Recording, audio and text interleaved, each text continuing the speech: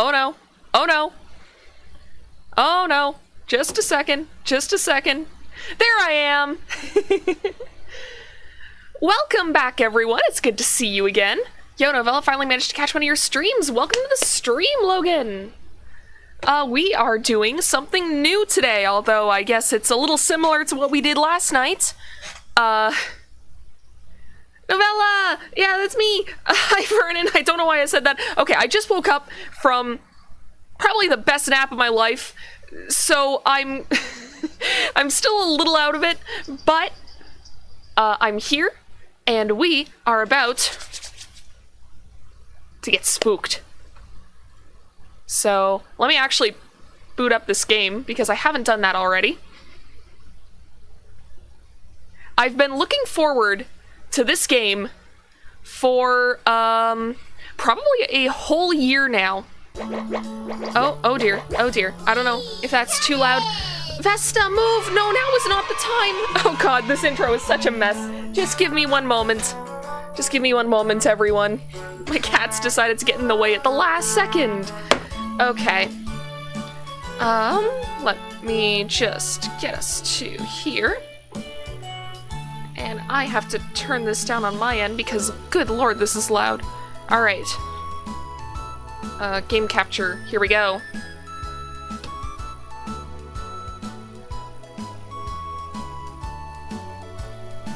Cooking companions? Oh god, it's so big. Oh god, just a second. I forgot how big I had to make Omori for it to just show up on the screen. Alright. There, let me just size this up a little bit more. They're so good, just had one yourself. Hell yeah. Naps are awesome. Alright. So, this is Cooking Companions. A visual novel that I've been looking forward to for a full year, like I said. So, last year, in October, one of my favorite YouTubers, Manly Badass Hero, uploaded his playthrough of the demo of this game. And it was very, very promising. Now, I'm gonna check out the options just to see. Skip mode. Alright. Yeah, this seems pretty normal for a visual novel. Yeah. I love the cheery music just cutting off for this disclaimer. I wish to continue. Let's just jump right in. Alright. That walk was brutal, but this cabin is amazing. Full kitchen, running water. It really has everything. Any thoughts about playing any games by Platinum Games like Wonderful 101 or Astral Chain? I've heard a little bit about Astral Chain. I don't really play a lot of action games though, I'll be honest. Like I'd be willing to try it. I am hoping to get a capture card for my Switch, so I'd be able to play it there.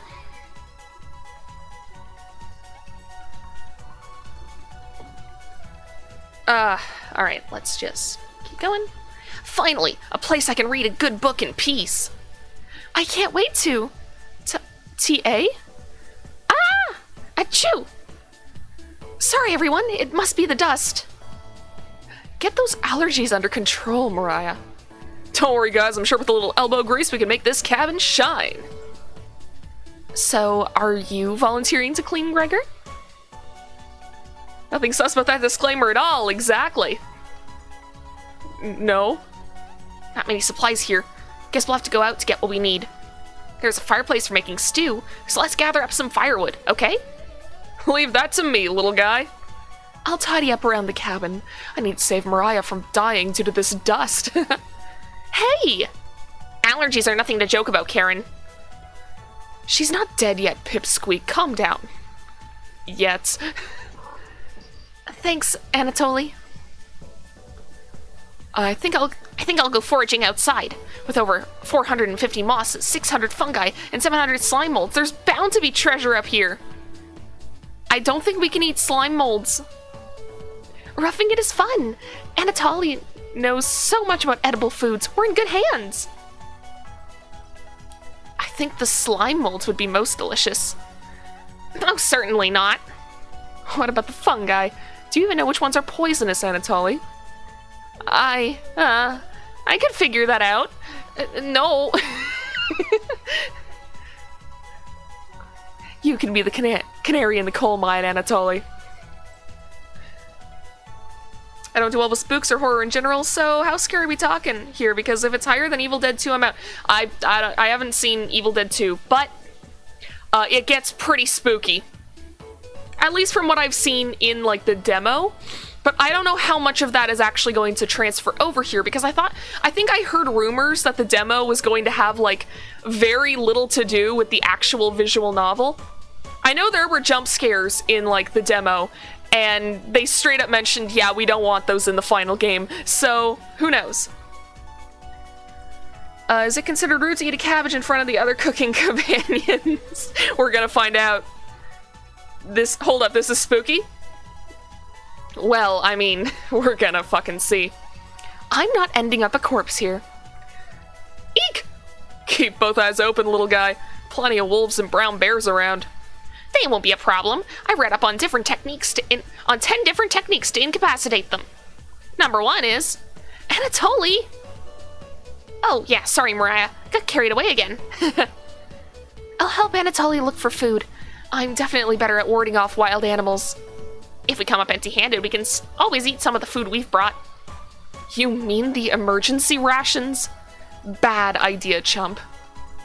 Hey, Anatoly and Mariah are getting the food. Gregor is gathering the firewood. That makes you our designated chef. Everyone's looking at you expectantly. You nod. Very excited to try your cooking. Alright everyone, let's go to work while there's still sunlight. How does it get spoopy? Again, we're gonna get there.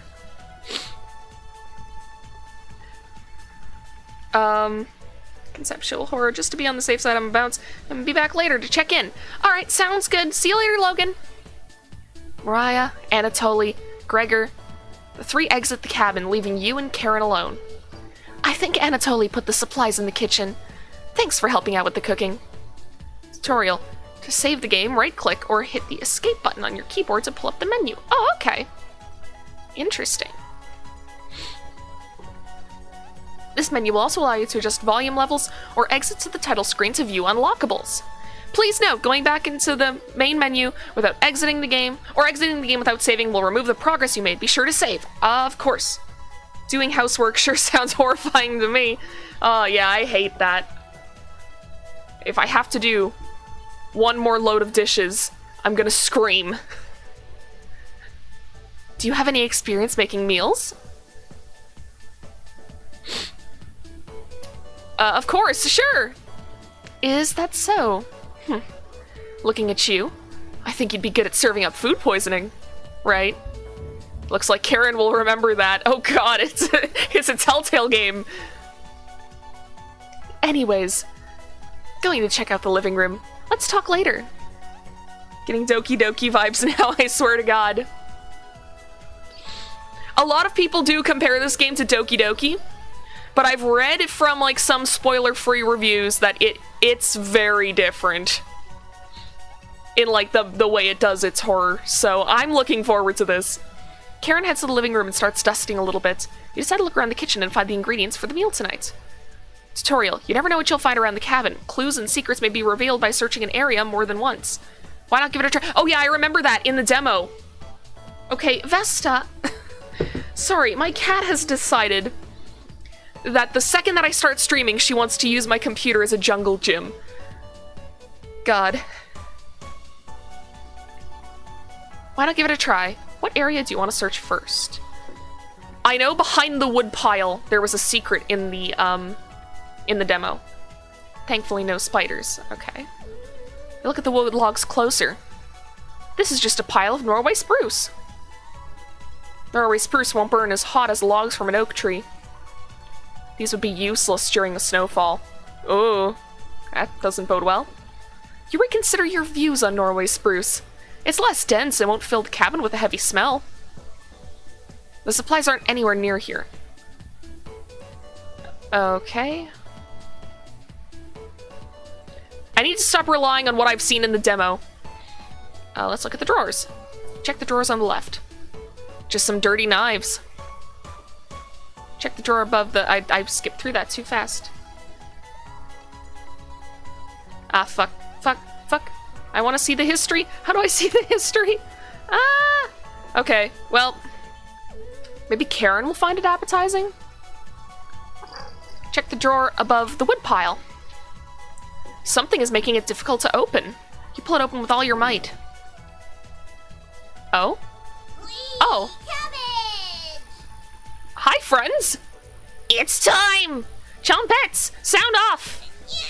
Never fear, Onion is here. Like my cousin Cornbread says, I'll rise to the occasion. Always merry, Raspberry. Potato. Cabbage stuffed me into this drawer. I'm pretty sure this counts as kidnapping. We're the Chompettes. Why talk with those boring humans? All they have to give you is drama. Come chat with us instead. We'll share valuable recipes you can cook. Share with your secret Chompette recipes. Collect them all to become a 5-star chef. You can find unlocked recipes in the main menu under Extra, but be sure to save the game. Celebrate, here's your first recipe card. Roasted eggplant with sesame and pomegranate. Meat-free. You unlocked your first recipe. Oh, that's actually a thing in this game. Let me very quickly go back to the main menu.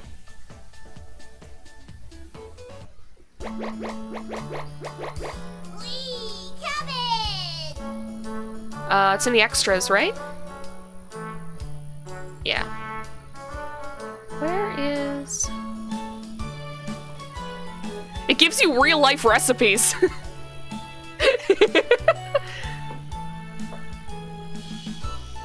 I don't know if I would ever make this. But then again, I've never eaten eggplant before, so maybe it's really good. Alright, let's get back into... What? I thought I just saved! Fuck! Alright. Okay, well we can try a different option here. Probably not, I'm extremely lazy. Well, I appreciate your honesty. Let me know if you need help with anything. I'm pretty good with a knife. Karen looks pleased with your answer. Perhaps this is the beginning of a wonderful relationship? Well, that went a lot better. Oh. I wasn't expecting to get a full heart with her. Anyways, going to check out the living room. Let's talk later. Her dress looks a bit Ukrainian. Yeah, the Steam page actually did mention that it takes a bit from Slavic folklore. Okay, you decide to look around. I'm gonna just do all the stuff that we've already done. Okay, cool. Actually, wait, I never got to check the cupboards. First few cupboards are empty. Anatoly must have put the supplies somewhere else. Check the cupboards again. Just some mouse turds and cobwebs. Check the cupboard underneath the sink. You found a dead mouse. What? What? Why would this be a great gift to give Karen? Put the dead mouse back in the cupboard. Karen's not ready for the dead mouse yet. You notice the letter L engraved on the left side of the cupboard. What a fitting gravestone for a mouse. So I can't get the mouse back. Okay. Cool. Some kind of mold is growing here. Okay.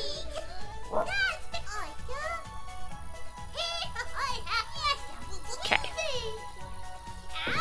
There we go. If you want to talk, just come to the drawer. Chompettes. Let's move out.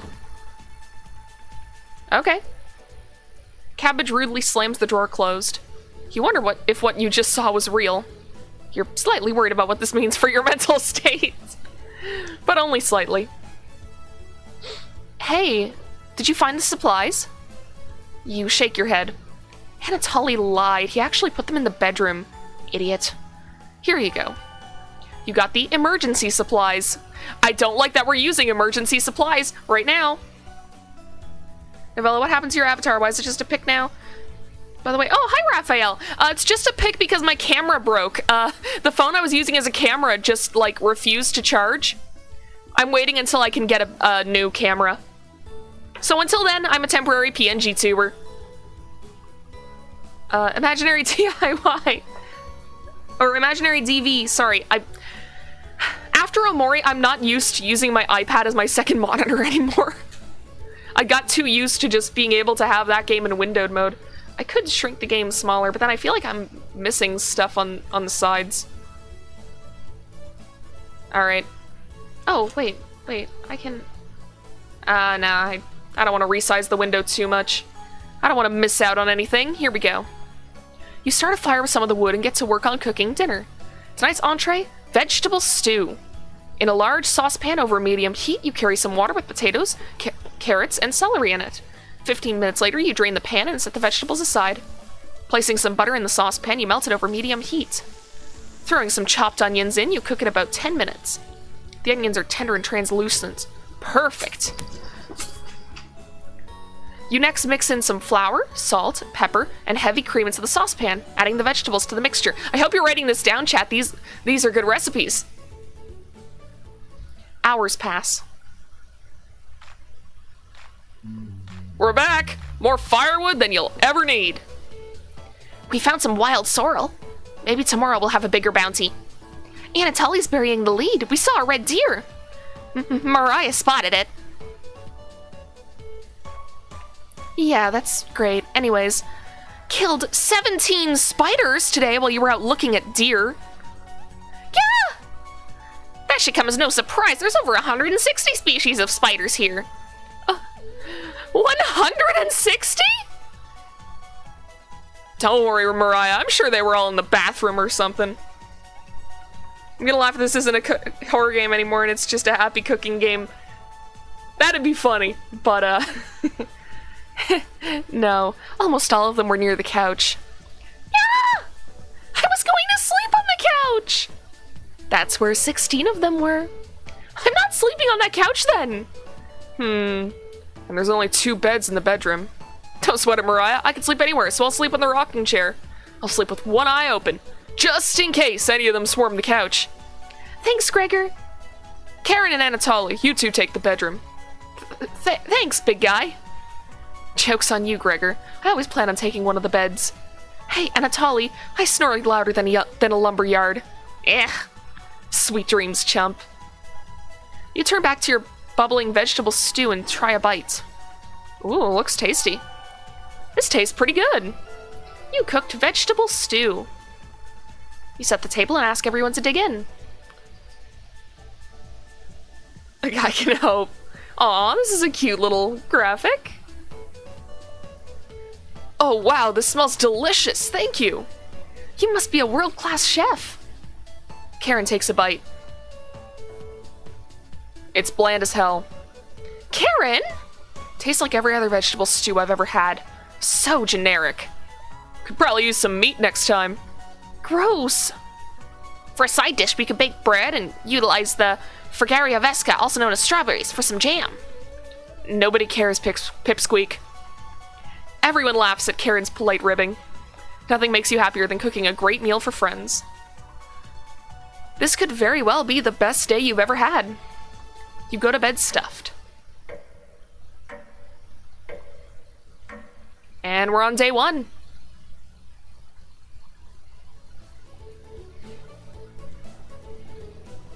It still looks dusty as hell in here. Hey, you up? How'd you sleep? I was so warm last night I didn't even need a blanket. What time is it? About 1 hour until dawn. Will you two pipe down? Trying to sleep over here. Gregor, the birds outside aren't making much noise yet. We didn't bring many supplies, remember? Better get a head start on gathering food. I honestly can't see the trees outside right now. Gregor, did you see any spiders last night? There was a small one in the bathroom. Actually, I did see a centipede by the sink. Mariah turns a little pale.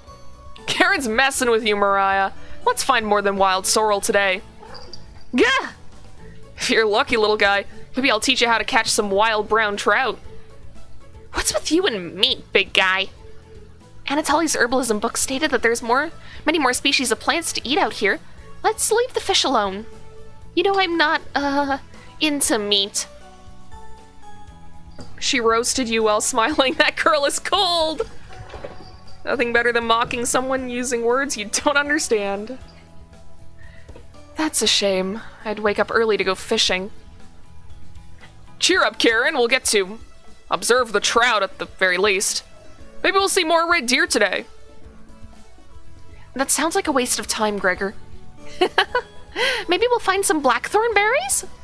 I love blackthorn berries. We'll be back later. Can you watch our stuff today? You nod. Thank you. Thanks. Huh. Don't steal anything, okay? You nod. All right. Mariah, Anatoly, Gregor, and Karen leave the cabin with a hop to their step. And I'm all alone. You're alone, but thankfully you have a drawer of chompettes to keep you company. Tutorial. Each day you'll be asked to explore a different part of the cabin. You only get one choice. What? And then the day will end? Choose wisely. It's a quick question. Why are you all in a cabin surviving? Are, like, these your friends and you're camping or something? I think that's it. We're like, we went up into the mountains. What will we do today? Oh, the basement is... But, okay, the basement shouldn't be freaky at this point. Maybe we should talk with the chompettes first. Because these guys are, from what I remember from the demo, a little suspicious. Hello! You almost crapped yourself. The other chompettes are somewhere in the basement, so it's just us today. How about some fun cabbage facts? You shake your head. Great! Cabbage has 24 calories and 100 grams and is a great source of vitamins K and C. Purple cabbage has even more vitamin C than green cabbage. Maybe you should ask Anatoly why that is when he gets back. Globally, Russia eats the most cabbage. Pretty cool, right? I should have been a scholar instead of a world-class comedian. Since you've been so patient today, I'll give you the chompette secret recipe for Lebanese-style tabbouleh. Not your normal meal, but I think you'll enjoy it. You're not sure. Check out the recipe. Yeah, okay. So I got another recipe. That's something. Normal trip up to the mountain with talking vegetables. Good to know. Well, my work is done. Chompettes, mosey out. Can you put me in the drawer? I want to surprise the others later. You're extremely relieved that the cabbages stopped talking. You shut the door, as per her request. You look over the supplies and start planning your next meal.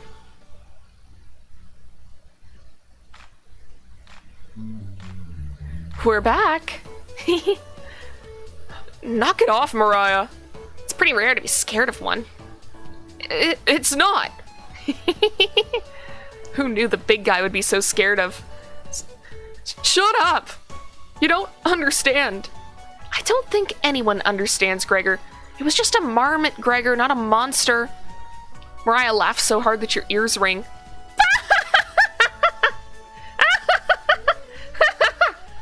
Tears are rolling down Mariah's cheeks. She's laughing so hard that she's about to hyperventilate. Stop Mariah from hyperventilating. Absolutely not. One less mouth to feed, right? You don't get it. It's pretty personal. Then please explain, big guy. Gregor looks incredibly uncomfortable. Marmot? Yeah, fucking... What are they called? Groundhogs? I mean, they call them marmots where I live too, so... They're just these, like...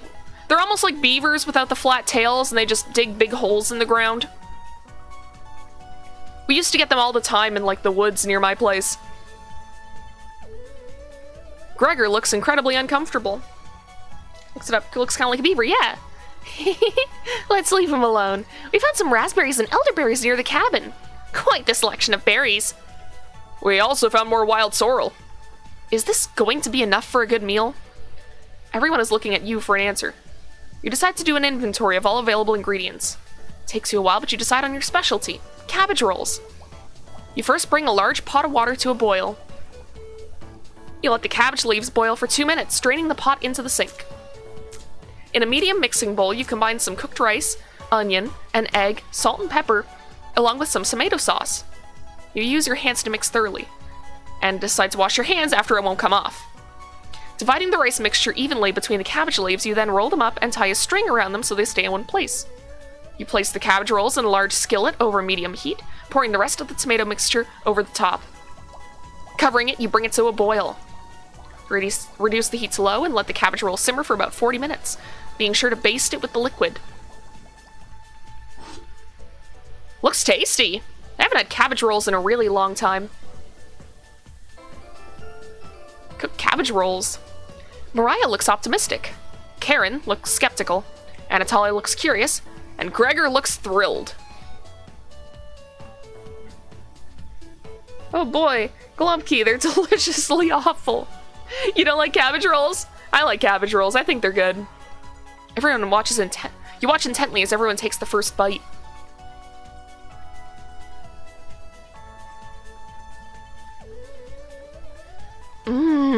That's pretty darn good.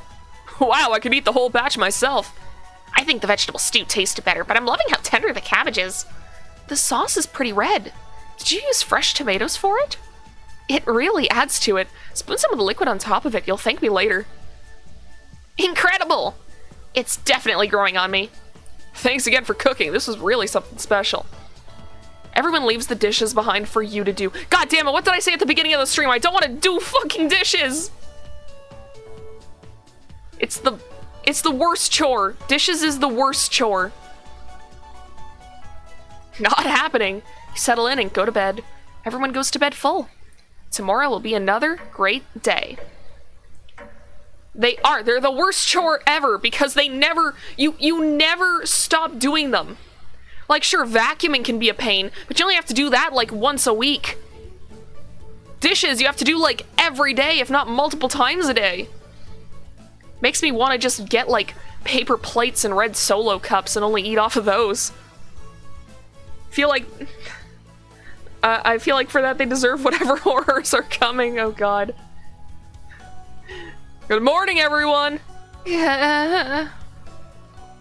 Again, Gregor? Can't you let us sleep in? Not today. Why? Storm clouds are gathering outside. We need to find some food before it begins to downpour. Gregor, you're overreacting. We have enough food to last us a while. Enough food? I thought we used most of the supplies for last night's dinner. He's right. The meal you made was delicious, but it used a lot of what we had. Gregor's also correct. Precipitation is unusually high in this area, with many areas being at high risk for flooding. Why did we camp here again? It'd be foolish not to go out and look for food today. You really think it'll flood? Thankfully, the cabin is on high ground, but that doesn't mean we're safe from floodwaters. It's always a possibility, so it can't hurt to be prepared. Dishes are the slimiest chore, and everyone else is so inconsiderate while you're doing it. That's true. You're losing it, Gregor. Karen? There's nothing to worry about. I think Gregor's right, Karen. Huh? It won't hurt to prepare for the worst. I think she's right, Karen. Fail to prepare, prepare to fail. Anatoly, let's go out and prepare for the storm.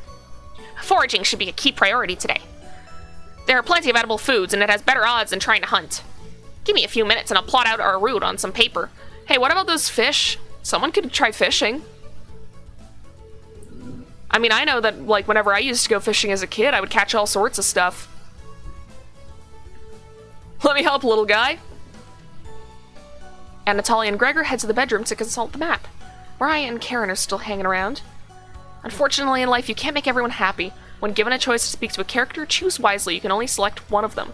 Try to max out your bond with certain characters for unique dialogue and scenarios. I mean, considering that we've already got Karen at 1 heart, so we might as well keep talking to her. Hey, this paper nailed to the wall looks pretty ancient. What were the old days like?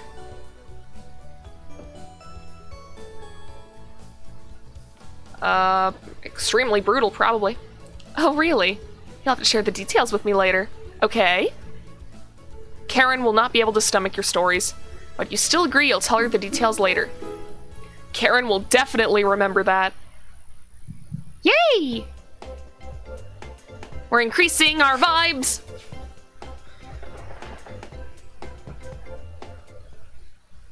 You hear a shout from the other room. Gregor and Anatoly come back from their meeting. Gregor is blushing slightly. Also, Anatoly, what's with that thing on your shoulder? What is that? Hey, can you cook something while we're out? You nod. Thank you. All right, everyone, we have our route now. Let's beat those rain clouds. The group leaves, determined as ever. You have the cabin all to yourself. Oh? What's that noise? Sounds like it's coming from the kitchen. I don't know what it is, but we should cook it. Huh? Radio? What's going on with that radio? Didn't even notice it on the ground when you walked in. Did somebody leave this radio here? It looks newer than anything you've seen before. Seems to be broken. Better hold on to this. Got this strange radio. Before you cook dinner, what should you check out?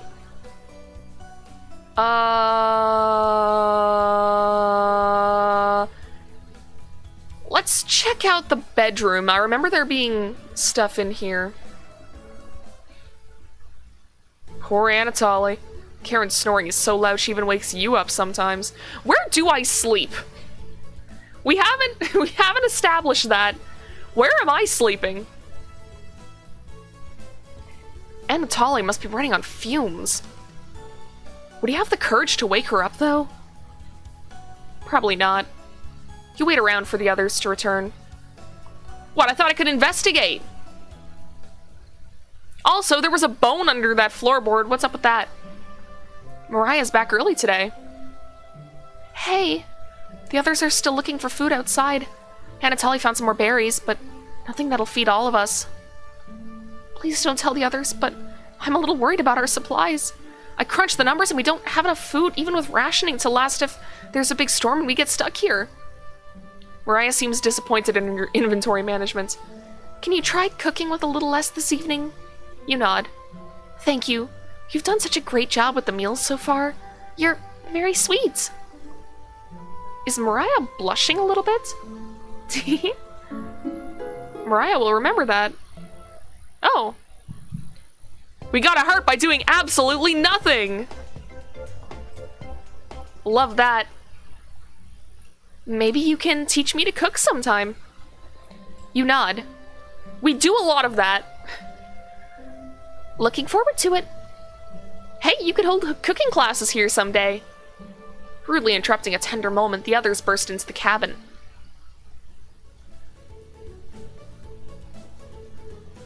Don't be so down, everyone. We got tons of good berries. Jam is so bland without any sugar. Do you have any sugar? You shake your head sadly. Yikes. Turn that frown upside down, Karen. Who knows what tomorrow will bring? I'm not smiling for you, Gregor. You missed out. The sunset was really tremendous on our way back.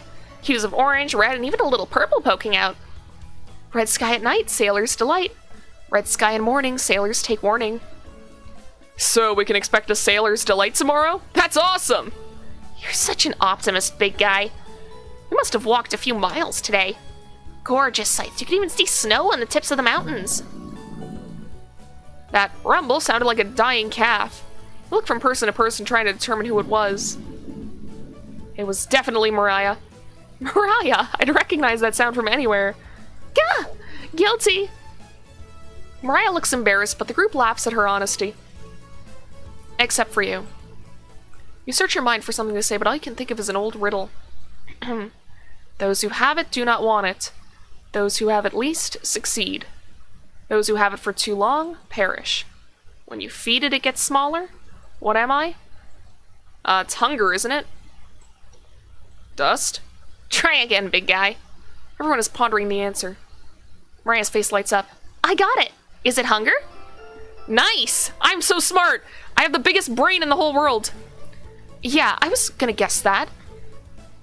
So, what's on the menu tonight, chef?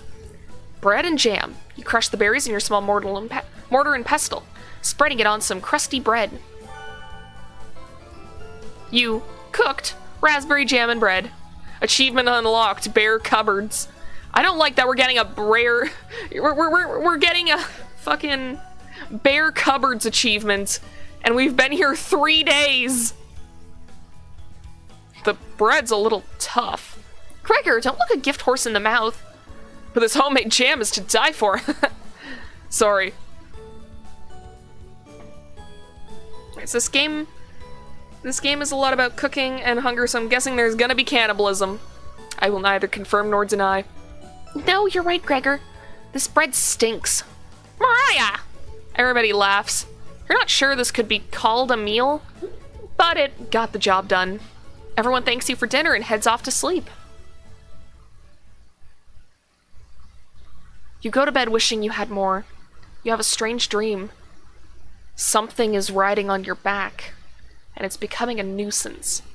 You try to see it in the mirror, but you can't get a good look at it. You try almost everything, but it won't get off. The pain between your shoulder blades is getting worse by the minute. You wander away from the cabin, stumbling by a river to soak your pain in cool water. You didn't want things to come to this, but you've exhausted all other options. You swim up to the middle. Rocks in the bottom cut your feet. You slip and fall to your knees. You lean back, trying to submerge the thing underneath the waters, but it won't drown. It won't drown. It won't drown. You splash frantically, plunging your head beneath the water. The current takes you downstream. You try swimming to the shore, but it's no use. Water fills your mouth and nostrils. After a minute, you stop struggling against the current. As you gaze up at the sky, you feel it leaving your back, drifting into the sky as you sink to the bottom. As you take your last gasp, you see what was on your back staring into your eyes. But you don't even have the air in your lungs to scream. You wake in a cold sweat. Up. All right. I feel like we're finally getting to the meat of this game. Wake up! Sorry, you were making strange noises in your sleep. What's going on, Gregor? Did the lightning wake you up? It woke me up. Tried to fall back to sleep, but it's so loud. Let's just get back to sleep and talk about this in the morning. Everyone nods in agreement and gets back into bed. I'm liking your enthusiasm, chat. Except for you. You can't fall back asleep. You still have goosebumps from the nightmare. Karen's snoring is louder than a sawmill. You find it very loud and very distracting. You don't sleep a wink. Everyone is now up and awake in the cabin. You hear the front door open and quickly slam shut. Anatoly sounds petrified. I looked out the door and we're completely surrounded by floodwaters. Looks like sailors take warning was more appropriate for today. Maybe it'll clear up tomorrow? You can't steal Big Guy's optimism, Karen. Why the hell not? That's all he has going for him. Yeah. He's also good at chopping wood, though. Knock it off, you two. Mariah, do you think it'll clear up tomorrow? I give it about a 27% chance of it clearing up tomorrow. Based on what? I was bored stiff, so I read a book on local precipitation levels for the last 20 years in the living room. Sounds like you're stealing Anatoly's thunder. Anatoly, you're a book nerd, right? Why didn't you read it? Couldn't make it past the cover. Is that right? Yes. Cannibalism will be stuck in there until food runs out.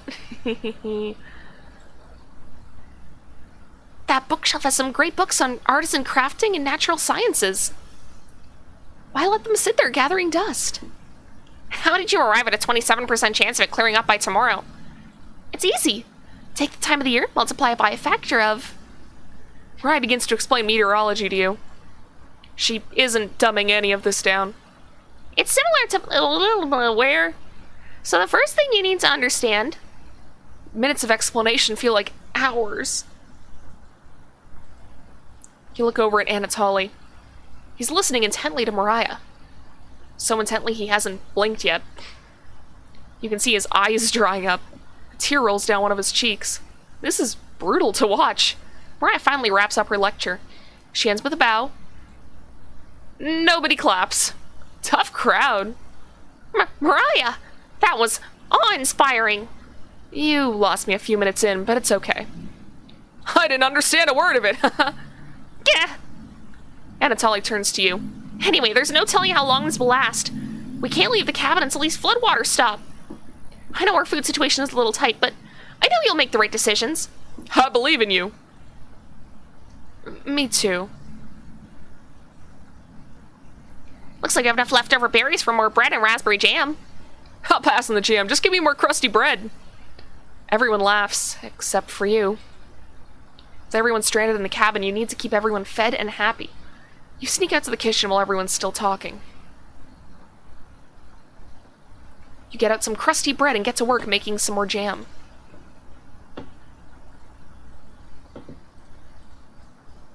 With the kitchen to yourself, you decide to check in on the Chompettes. Hi, guys. Let's consult the living food on what the fuck to do. Don't worry, as leader of the Chompettes, I'll make sure none of the humans know about us. That big guy would try eating me like an apple, so definitely don't tell them about us. Are your plans going awry? Got another cornbread classic for you. Did you hear about the bread maker's bakery burning down? No? Her business is now toast. That one's been done to death. Do you know how raspberry and milk were introduced? You tell her no. Raspberry, milk, shake. You let out an audible groan. Did cornbread teach you that one? Nope, wasted an entire day thinking about that terrible pun. It was well worth the time and effort, Raspberry. Maybe you'll win the annual Chompette comedy competition this year. Of course. Not while I'm here. I won't choke on stage this year. Isn't that every year, Bread? We still talk about that closing line, Bread. You're gonna do great this year. Anyways, don't even think of eating us if you're hungry. Chompettes stick together through thick and thin. Rain or shine. Feast and famine. Potato, I swear to God, repeat the line or we're locking you up again. Life or death. That's right. Chompettes, move out. Great, that helped nothing. The Chompettes somehow managed to close the drawer on themselves. You bring the crusty bread and jam to the living room.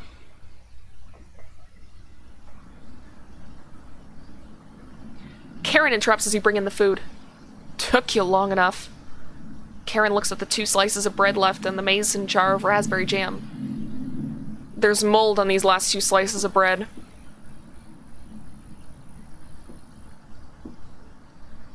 Karen is right. What the hell is the matter with you? You grip the knife tightly in your hand. You think this is enough for 5 of us? Wait, we can't throw this bread away. It's all we have left. Gregor's right. Anatoly, will mold spores give us food poisoning? I'm, no scientist. Sorry. Let's pick off as much mold as we can. We can't leave with the floodwaters. This will have to last us another day. Everyone grimly nods, ripping apart their piece like a pack of wolves. Gregor seems to unhinge his jaw and eat it in one bite. It looks like a duck eating bread. Thanks again. Bread and jam isn't much of a meal, but it's more than we had when we left Ukraine. Plenty of rainwater outside. Oh, so I guess they're... I'm still not sure what the situation is, but it sounds like this wasn't just for fun from that line. Plenty of rainwater outside, so at least we won't die of dehydration. But until the storm's over, nobody should leave the cabin. Should clear up if we just give it a chance. Anatoly, where are you getting that information from? Oh, one of the books on the bookshelf about the climate here. You're illiterate, so that's definitely a lie. I've seen him reading. Little guy's been studying. I'm serious. He pretends to read those books because he wants us to think he's smart, but I can tell he's just staring at the page faking it. What do you think? Anatoly doesn't know his weather conditions from a hole in the ground. Or Anatoly can read. I mean, we've been siding with Karen so far. I feel like we've gotta keep going. Yeah! You're funny. I Keep pretending with those books, Anatoly. Brutal, Karen! I found an old picture book in the living room, Anatoly. Let me know if you want it small fry. If you wanted small fry. Karen? Karen smiles at you. I guess let's call it a day. Yeah. Sure. Everyone shuffles off to their sleeping areas. 6 minutes later. I'm glad you called out Anatoly's bluff. You continue to impress. It's a shame Anatoly's sleeping in the same bedroom. I should have never let him be the one to share with me. Ah! But what if it was just me and you? I'm sure we could study and squeeze a few novels in before bed. You nod. Well, we'll have to see if we can kick him out at some point, right? Well, if there's water but no food, they have a week at the most. I mean, I think it takes like up to 3 weeks for starvation to like fully kill you, but yeah, it's probably a week until they pretty much become incapacitated. Oh, and you'll have to tell me about the anatomization book on the bookshelf. Really cool pictures in there. Karen looks like she has a crush on you. Hell yeah! Let me know if you're ever free for a lesson. Okay? Karen looks away looking very happy. You are definitely sure Karen will remember that. Oh, hell yeah. No, chat, see, this is the ploy. If we befriend the most sus person in this cabin, she's probably gonna be the one that snaps and tries to kill someone for food first. If she loves us, she won't do that to us.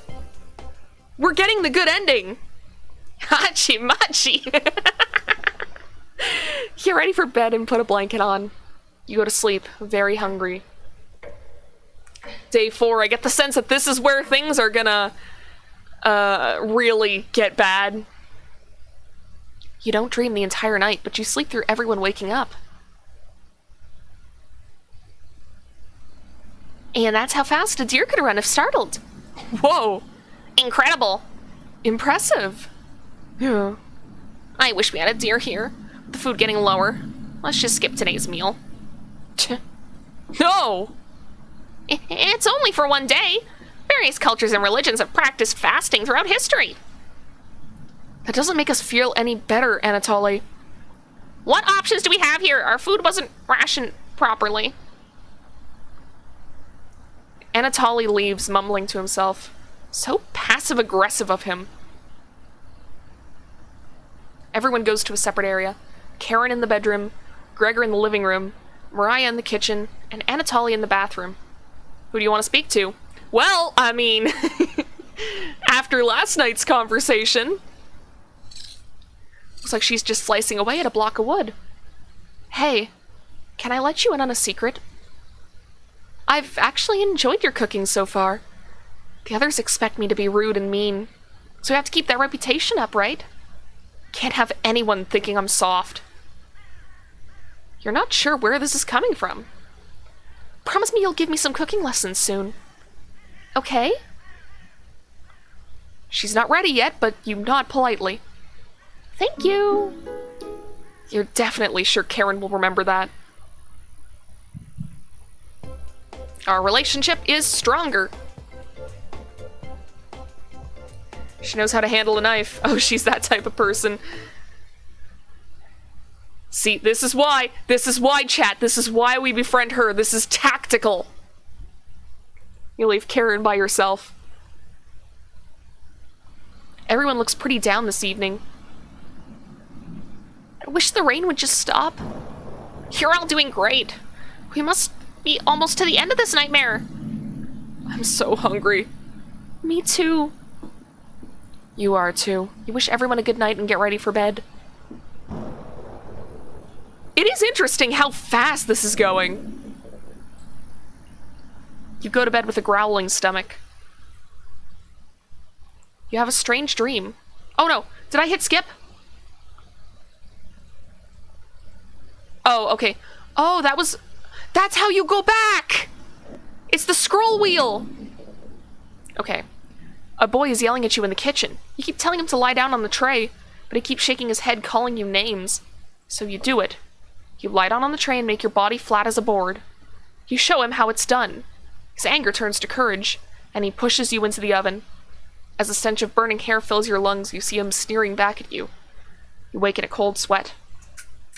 Ooh. That's a cool illustration.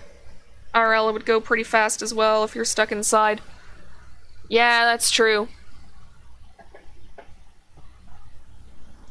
Everyone seems to be sleeping in later than normal. Their stomachs must have kept them awake all night. The rain is still pouring outside. You can barely make out the trees from the windows.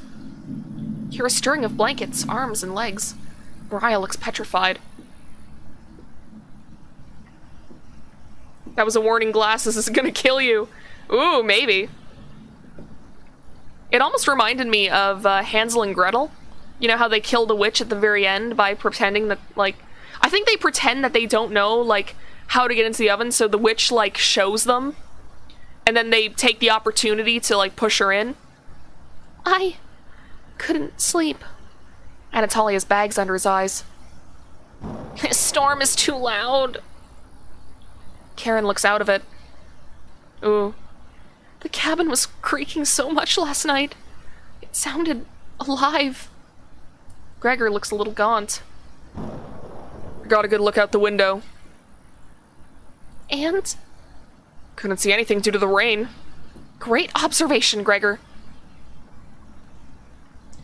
I was so hungry last night. I kept pacing around my bed. Karen turns to you. When is this going to end? I checked outside the door again. Floodwaters keep rising. Unfortunately, we're going to need to stay put unless one of us wants to drown in rainwater. Bro, Glass is an animal on his shoulder. Just snap that thing's neck. Exactly. Eat it. As soon as the weather lets up, we'll be able to scavenge for supplies. How close is the nearest town? I don't know. Didn't you have a map on you? I think I dropped it while we were running after Gregor. I'm sure it'll show up eventually. Mariah and Anatoly go white as a sheet. How are we going to find our way back now? Well, have to ride out the storm. Mariah looks at you. We're down to our last slice of bread. I don't know how much longer we can put off eating. The group stares at you.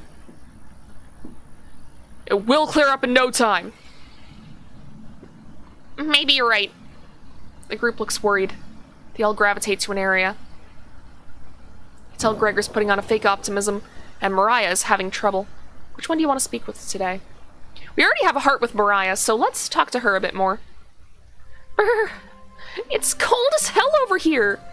I'm surprised Gregor isn't freezing to death at night. How does he do it? You explain to Mariah how the size of a person and fat content determine how warm they are naturally. Yeah, wish I was as big as Gregor. But to be honest, I don't need to be that tall to make a difference in the world.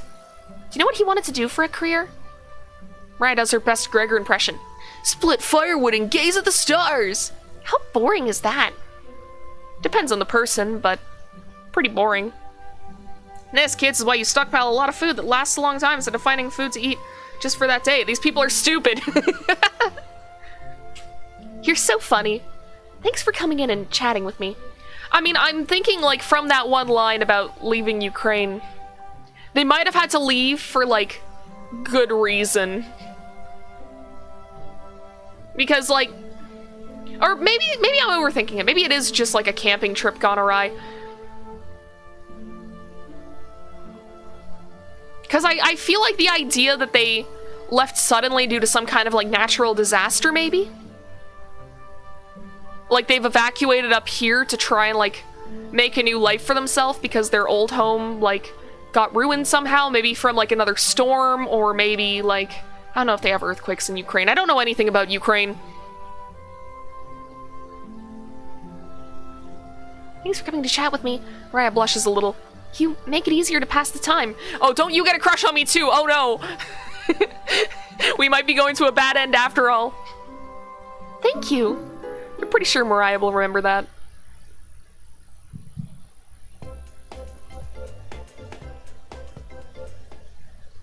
You thank her and leave the bedroom.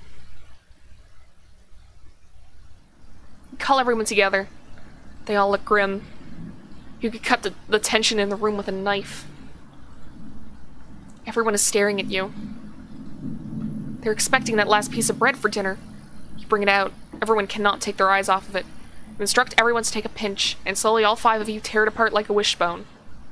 Everyone studies their piece of bread carefully, wondering how long it'll last. Karen is the first to eat hers. She chews each bite a few hundred times before swallowing. Anatoly chews it cautiously, opening his mouth once he finishes each bite. Mariah nibbles on it silently, eyes wide, moving from person to person. And Gregor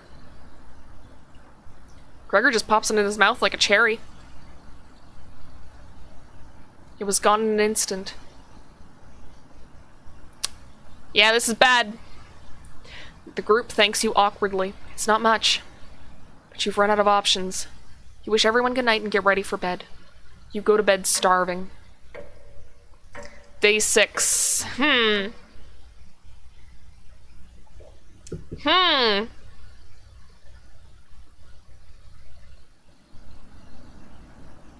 morning! Morning. Let me check if the rain has stopped. It's still flooding. What are we going to do? Humans can live about 2 to 3 weeks without food. Water isn't a concern. Rainfall should end in a day or two, right? Actually, precipitation can occur more than 215 days a year here. But do you really think it'll rain that long? Anatoly, it's been days already. What makes you think it'll stop soon? Relax, everyone. Let's see how long we can ride this out. Fingers crossed it's done by tomorrow. Will there even be anything to forage if it's flooding this hard, though? Panic is slowly creeping in. Everyone's looking scared. But you need to survive. Karen and Gregor begin to discuss next options. Do you want to speak with Mariah in the kitchen or Anatoly in the living room? Think instead about everything you've done wrong and how you've doomed everyone. Let's do this. Could you have rationed the supplies better? You crunched the numbers one more time. You could have reduced the amount of vegetables used in the stew, but it was their first day. You had to impress them. Was there anything you could have done differently? Probably not. Mariah, Anatoly, Gregor, Karen. You wonder if they're upset with you? Just go outside at this point and go with the flow, literally. Oh man, I love ruminating on my mistakes. Welcome, welcome, Manji Dragonfly. Gregor calls the group over for a meeting.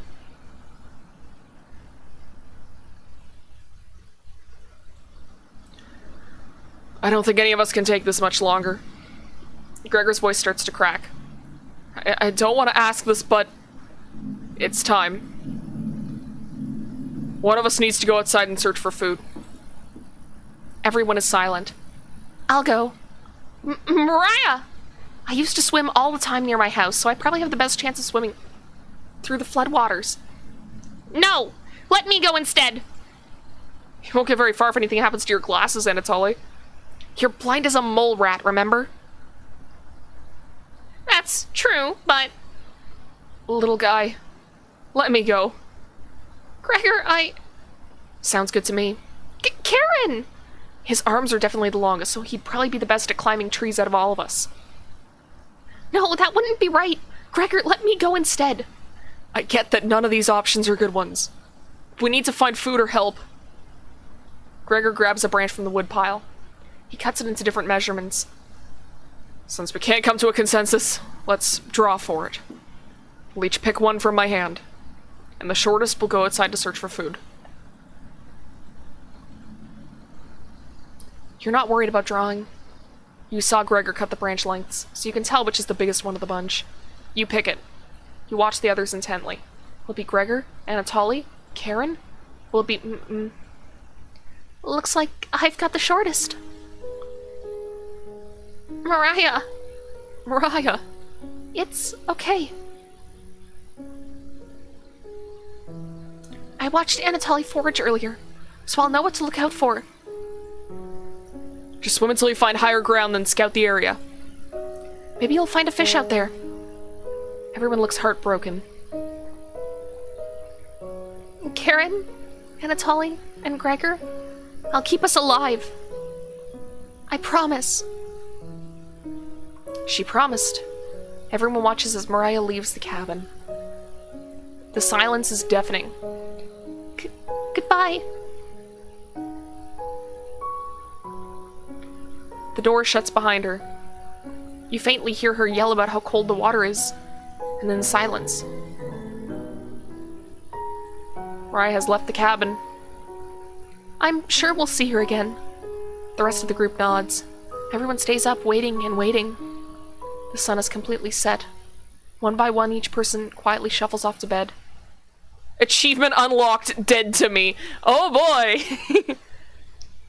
You get ready for bed and easily pass out. You have a strange dream. The two women in front of you could be twins.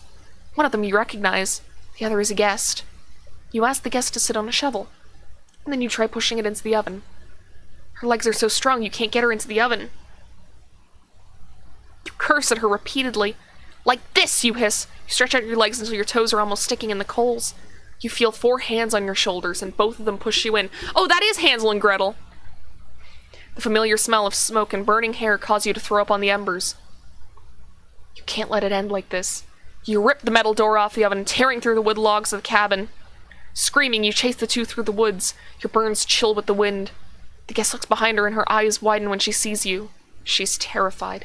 Your fury rips trees out by their roots. Okay, maybe not Hansel and Gretel. Soil from the ground, rocks from their pits. You've never been this angry in your entire life. Their stamina can't last forever. You're gaining on them. As you trample through a field of wheat, the guest throws a piece of cloth behind her. You catch a glint of it in the sun, golden. As if by magic, the earth splits in front of you, creating a chasm of fire below. You fall into the pit, screaming as your eyes begin to sizzle from the heat.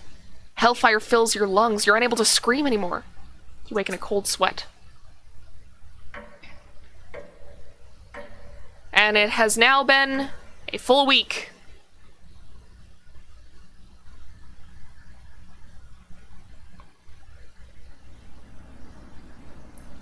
Good morning. I like how he also, I'm not sure if it's my imagination, but he does seem to be getting gaunter, like, as things progress. Do you think she made it to higher ground? I believe in Mariah. Me too. She'll be fine. Right, little guy? So what do we do now? Just wait? Karen, how long? It's been almost a day since she left. Anatoly and Gregor look nervous. Someone needs to go look for her. We need to wait, Karen. Wait for what? The nearest town is miles and miles away. Waiting is all we can do for now. So it could be days before she gets back? What are we supposed to eat? Mice? Maybe we should have kept that dead mouse we found in the cupboard. Karen, I'm sure Anatoly will agree, but we'll discuss next options when we get to it. Every waking thought is about food now. Never should have eaten that much. I'm... Karen's hands are involuntarily shaking. Gregor and Anatoly just nod in agreement. They don't even need her to elaborate. You're sure Mariah will make it back? She promised. Everyone retreats to their areas. What do you want to do today? Well, waifu for lifeu! Hey, you don't have to lie to me. I know Mariah's not coming back. I don't know where she came up with her being the best swimmer. I guess the only one that would know would be Anatoly. Last summer, Anatoly would watch her swim from the shore. He could have been a lifeguard, such a good swimmer. She never went under, but if she did, he would have pulled her out easily. Sat in the water for this long and didn't sleep. And she didn't make a fire, she's dead. Yeah, exactly. Like, most people who get hypothermia do it because of, like, cold waters. I think I read that somewhere. I'm not sure if that's true, though. Why would she lie about something like that? Karen seems deep in thought. Maybe it's better to leave her alone. You close the door softly.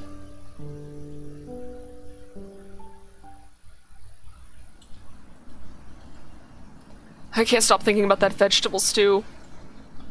I'd be fine with the bread and jam. I'd be fine with just the strawberries. Nobody else laughs. I would kill for some vegetables right about now. You would too. I'm gonna try to get some sleep. Good night. Night. Nana gets very fast, so if she didn't find higher ground to sleep, she is not coming back or she needs to be very lucky. You fall asleep quickly, but you only dream about desecrating a corpse. You wake in a cold sweat. In a completely different room. Oh?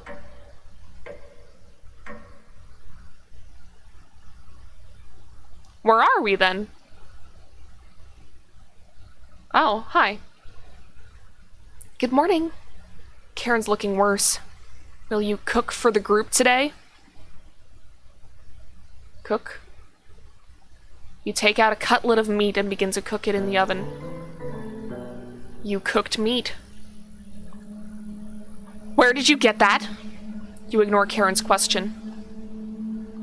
What's that smell? Gregor finally gets off the couch. Where did you? The three are looking at you, salivating. You take the charred meat out of the oven, cutting it into small cutlets. They immediately grabs them off the plate, chewing ferociously. You take a piece and immediately devour it. Do you have any more of this? You explain how the meat is stored securely, hidden, so you can ration better this time. I understand. Thank you. Anatoly runs to the bathroom, puking in the toilet. You can hear him sobbing for a few minutes. This taste is... Gregor wanders off. Anatoly returns, looking choked up. I was too weak. Left you some of the meat. Don't fight this, Anatoly.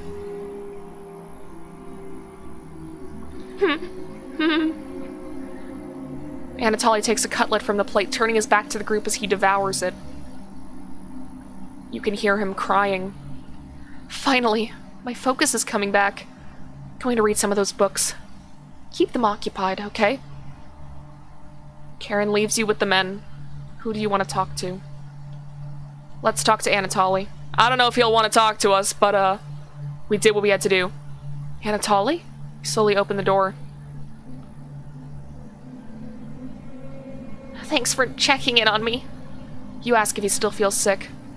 Not anymore. I think it was a mental thing. Please don't tell me where the meat came from. The less known, the better. You nod. Thank you. You're sure Anatoly will remember that. Hearing the cheery music at this stage of the game is kind of funny. I knew it was coming, but Jesus Christ, man. Yep. Even got an achievement when the meat came out called a downward spiral. So here we go! You leave Anatoly and go to tidy up some parts of the kitchen. Hours pass. The meal gave everyone the perseverance to keep going. Eating will just make them hungrier. They're fine now, but soon they'll be begging for more. We've waited long enough. What's for dinner?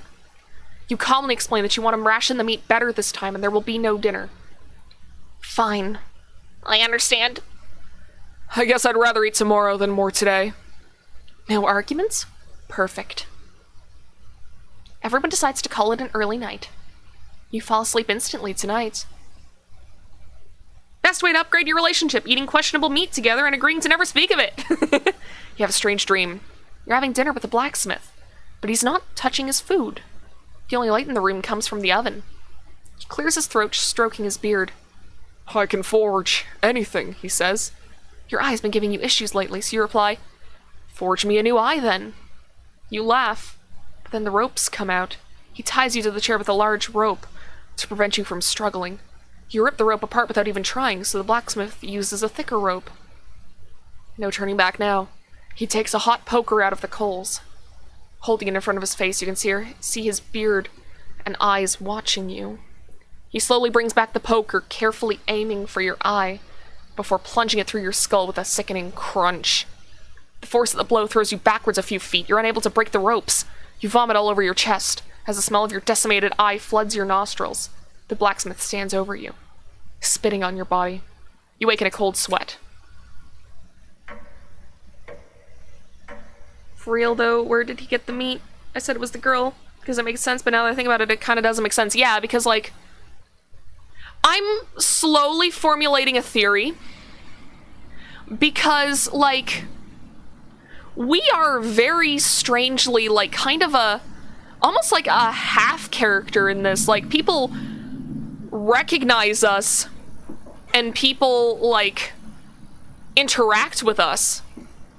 But for the most part, we don't seem to do very much. Like, we don't go out with the others foraging first. And now, all of a sudden, it's like, oh, we have meat. I'm almost thinking that maybe the protagonist is some kind of supernatural creature that's tied to this cabin. Like, they lure travelers here. And then when the rainwater comes, everyone is trapped. And the protagonist gets to eat everyone. I'm thinking that's where it's heading. I don't know very much about Slavic folklore, so I don't know if that matches, like, any kind of folkloric creature over there, but it sounds plausible. You wake up to see Gregor looking out the window. He turns to you, not smiling. Take a look at the window. Do you notice anything?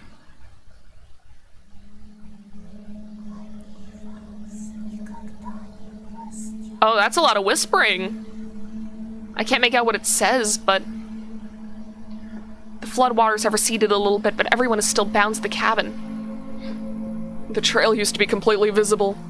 It's gone now. Good morning, big guy. Got an achievement called Indoors Person. Will Mariah make it back? This might sound a little crazy, but every night around 2 a.m. I can hear her outside. She makes this awful gurgling noise like she's trying to get water out of her lungs. Have you heard her, Gregor? Sometimes when the rain gets faint, I think I can hear her whispering. I haven't heard anything like that. When she's whispering, it's like she's trying to tell you something, right? Oh boy! Oh boy! I sometimes hear her crying through the radio, but that's just a broadcast, right? Yep, it begins, it begins, it begins, it begins, it begins! I think we should have another piece of meat for breakfast. One step closer to Mariah. It's what she would have wanted. What's gotten into you, Anatoly? Anatoly's eyes look at you, begging. Bring us another slab, please. He clearly doesn't have the stomach for it. I can't get the taste out of my mouth. Please help me. Anatoly. Gregor looks pained at Anatoly's words. I think he's right. Please bring us more of that meat. You grab some of the meat from your secret hiding place. You cut it into squares, adding to the boiling cauldron water. It'll taste bland without any seasoning, but you need to serve it up right away. What's taking so long? Boil it faster! It looks almost done. Patience. It's finally finished. This went from 0 to 100 stupid fast, yeah. You serve the meat in bowls. Those faces are what got me interested in this game. Because those faces have stuck with me. Gregor drinks the broth first before swallowing the chunks whole, like a duck does when eating bread. Anatoly creates ripples in the broth using his spoon he isn't eating. I'm sorry about earlier, everyone. I don't know what overtook me. Mariah. Anatoly begins to weep. You look over at Karen. You didn't notice her even start to eat. There's just an empty bowl now.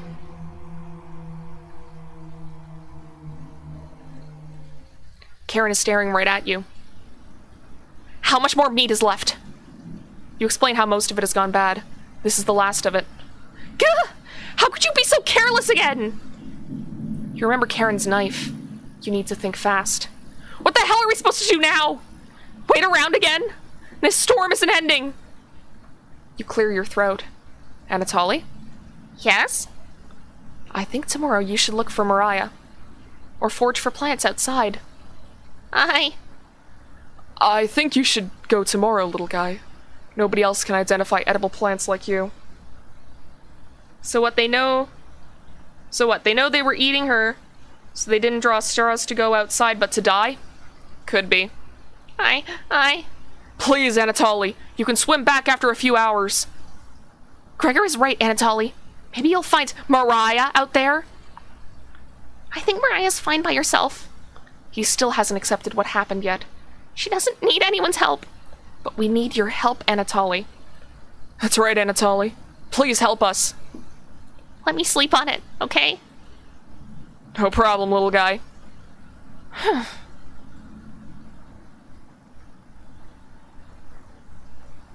Everyone shuffles off to their rooms, reading books and knitting to pass the time. You go to bed ravenous. Mariah. Something is approaching. Hey! Oh, hi. Don't be a crybaby, it's just me, Onion. Not gonna be very sweet today. I'm worried about Anatoly. He's gonna cave to peer pressure. Can you stop him from leaving the cabin? You don't answer, Onion. Please? Don't you trust me? You shake your head. Got a fun factoid from you. Did you know leaving out an unpeeled onion in your room absorbs bacteria? It'll help prevent colds and ward off viruses. That was a lie! The fun factoid of that myth. People actually believed it in the 1500s. How embarrassing. Who would believe that? There even was a doctor in 1919 who caused a surge of people believing it. Hey, Novella, any jump scares or any spooks? Yeah, there was a lot of spooks just a little bit ago. Some very nightmarish faces. Dang, gone for several hours and Onion is already spreading lies. Fake facts. You know what smells like a raw onion left in a room? You! It's been a while since your last bath, right? You can't remember. Could smell you before I even came into the room. Yikes. So, can you stop Anatoly from leaving? I know he has cabin fever, but this is ridiculous.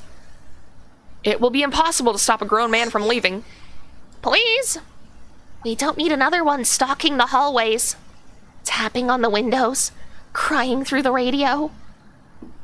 You have the sudden urge to scream. Why do you think I've been using the mouse holes to get around?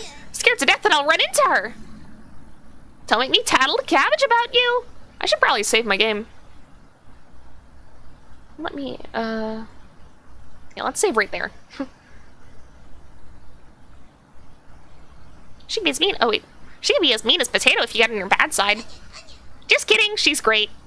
Anyways, when the time comes, just tell Anatoly you care about him and don't want him to leave. Even if it's for me, okay? You can trust me. Now, if you excuse me, I need to work on some new ice skates. I made a butter slices so I get to skate around the frying pan tomorrow. Later! Did you know she always watching? Your mind finally manages to forget everything that happened. You fall asleep again, still ravenous. Day 10. You have a strange dream. A fox is collecting payments in your living room.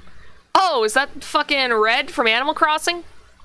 You despise them, so you put 2 dogs at the bottom of the sack, then add 6 chickens on top.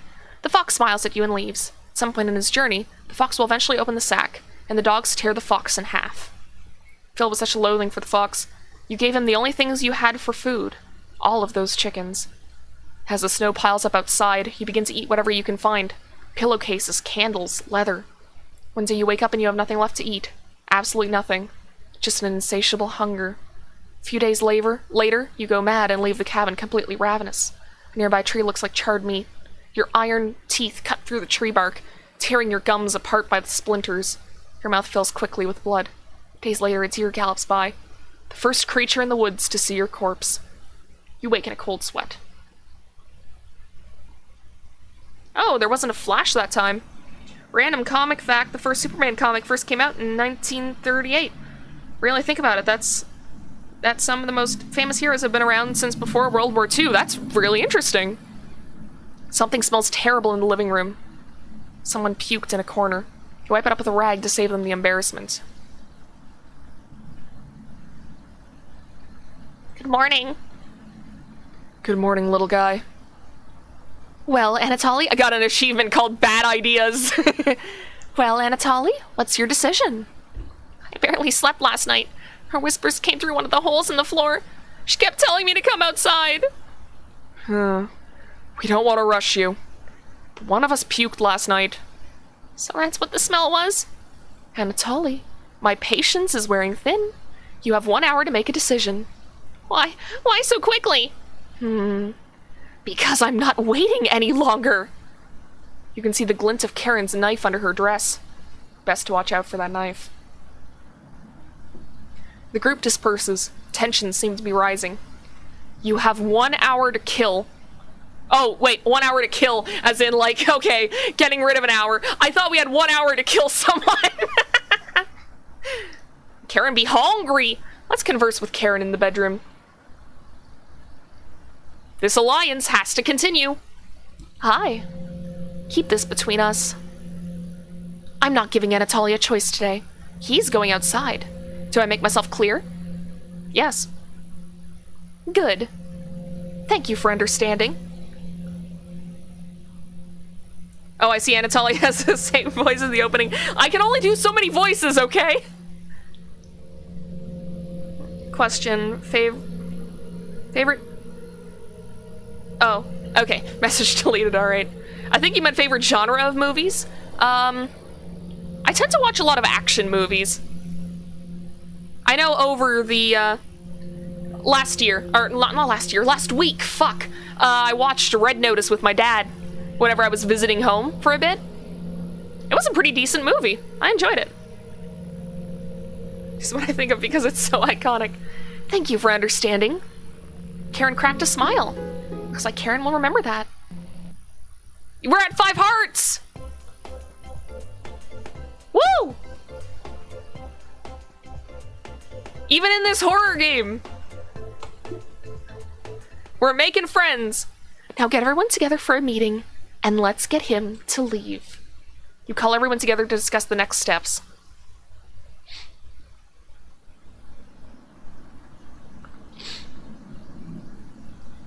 Anatoly, you okay, little guy?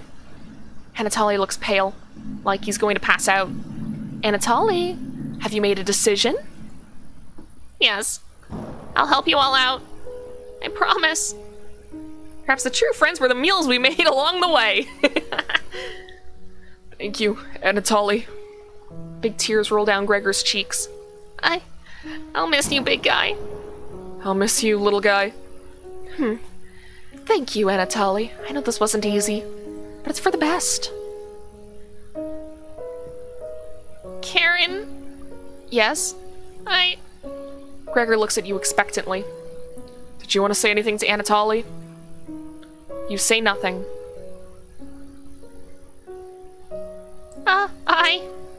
Goodbye, Anatoly. Goodbye, everyone. Good luck, little guy. Favorite type of movie? Yeah, I like action. Yep, he's left the cabin.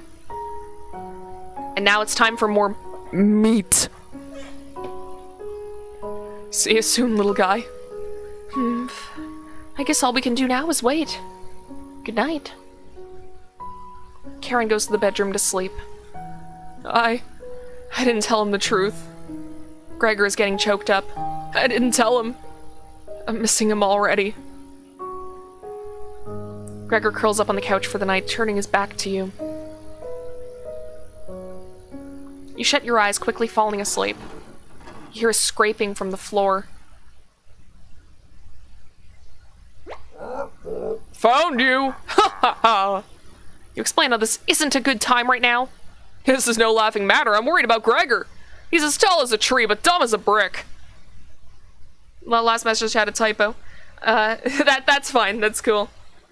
I have a theory, and I think that you're the only cannibal and you already killed them all. This is just your mind trying to tell you what you did, but you can't face it. That's a good theory. What's the root of that? Another cornbread classic. You're being very unpopular right now. That's a tree reference, get it? Haha. Anyways, you need to protect Gregor from the red-haired woman. Cabbage called an emergency chompet meeting and told me to give you this mission. Watch out for that knife, and protect Gregor at all costs. Understood? I'm saying nothing. You're fooling nobody with that act. You never had hearing loss. Let's go with a non-verbal answer, alright? Protect Gregor at all costs.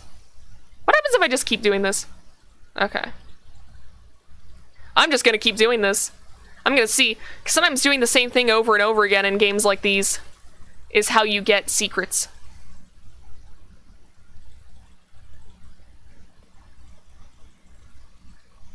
Okay, well, give me no chance. Does everyone look like a snack to you? Haha. I'm not giving you a choice on this. Let's try that again. Protect Gregor at all costs. No. Okay, fine. I guess I have no choice. Haha. It's the yeast you can do, right? You tell Bread that pun didn't make sense. Haha. MC sees these people as food. You already killed them and are tripping balls. Could be. On a roll today. I'll see you around. Bread hops away, squeezing himself through the mouse hole with a small pop. You fall asleep thinking about what Bread told you. You have a strange dream. It's lying on the table in front of you. You take off the glasses first, partially cracked, and set them down next to the workbench. Working the saw, you wrap the cuts in an old newspaper. Some of it gets soggy immediately, so you begin drying the cuts with a towel before wrapping. Much better. You hear something approaching, so you clench a fist and get ready to strike whatever's coming for you. You wake in a cold sweat. Day 11! Let's see how much worse it can get!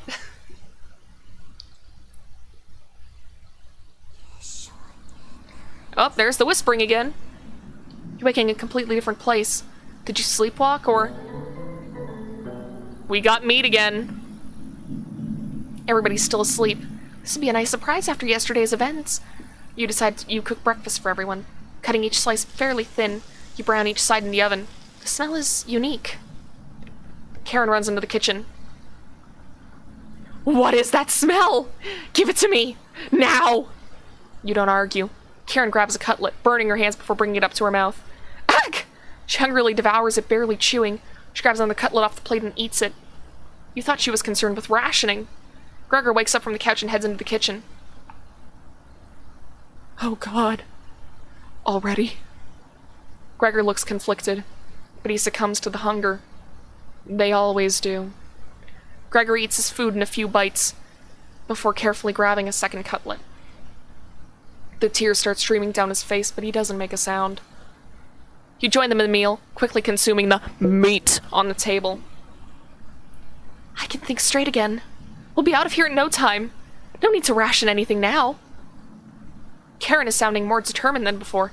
I'm going to lie down on the couch. Try to keep this food down.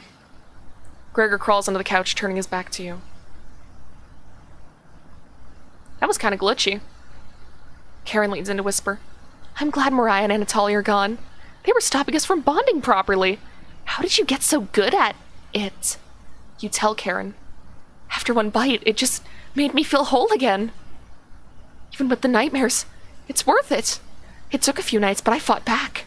And now it's all I can think about. I read the book on necropsy. The text is ancient, but the diagrams are beautifully drawn. Very descriptive. How many years did it take you to perfect the craft? You tell her. Yeah, right. I used to tell Mariah that you weren't funny, but that's not true. Sorry about that. So we have been a cannibal for quite some time. You've grown on me. Karen pauses, deep in thought. You know Gregor can't swim, right? He'd be the next to leave, but he doesn't stand a chance outside. They always seem to come back, right? In one way or another? Why wait for him to come back? Karen hands you a vial of liquid. I think you know what needs to be done. This is a strong anesthetic. Don't ask me how I found it. I want you to slip this into Gregor's mug tonight. This is for the best. He won't feel any pain until he wakes up. All you have to do is stand back and let me work on him.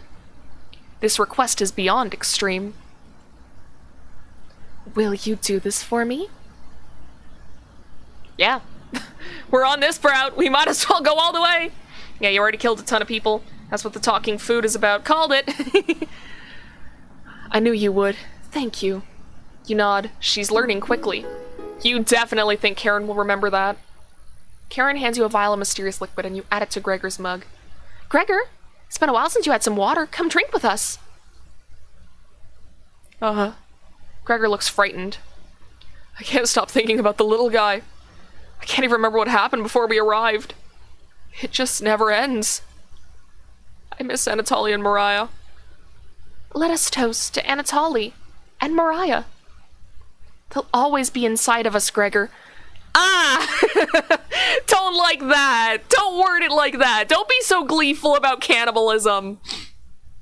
Can't change that now. Gregor begins to weep. Already past the point of no return, might as well go all the way. You're right. We're having it raw tonight, Gregor. What? What? Eating raw meat is one of life's great gambles. Get awfully sick, or... Gregor slowly puts the meat into his mouth, ignoring the smell. He swallows each bite with a wince on his face.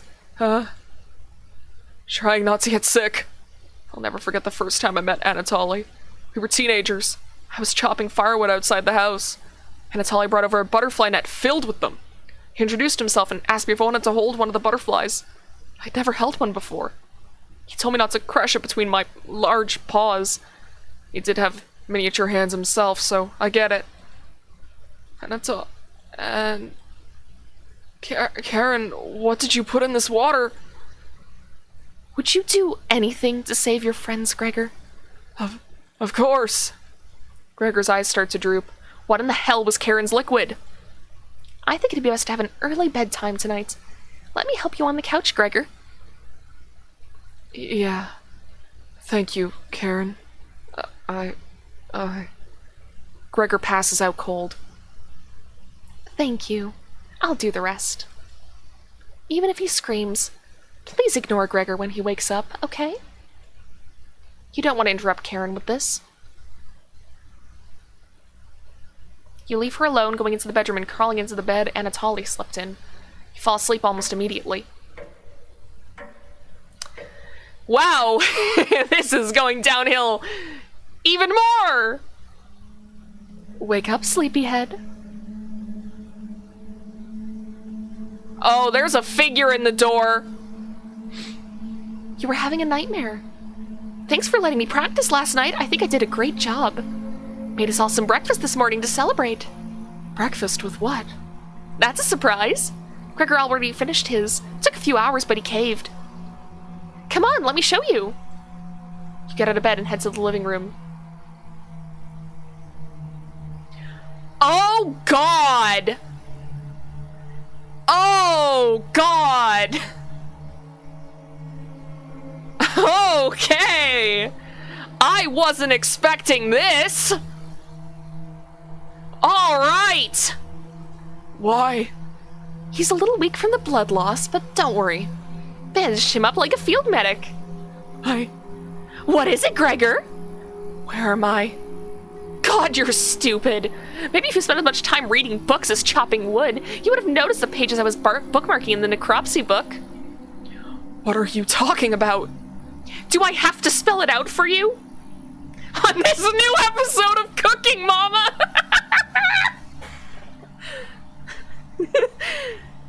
My God. Thoughts on Final Fantasy Origins Stranger of Paradise? I have no idea what that is. Do you have to spell it out for you? You can't swim. How are you supposed to help us out when you'd immediately drown? You'd sink like a log. What? I put some of your limbs away for safekeeping.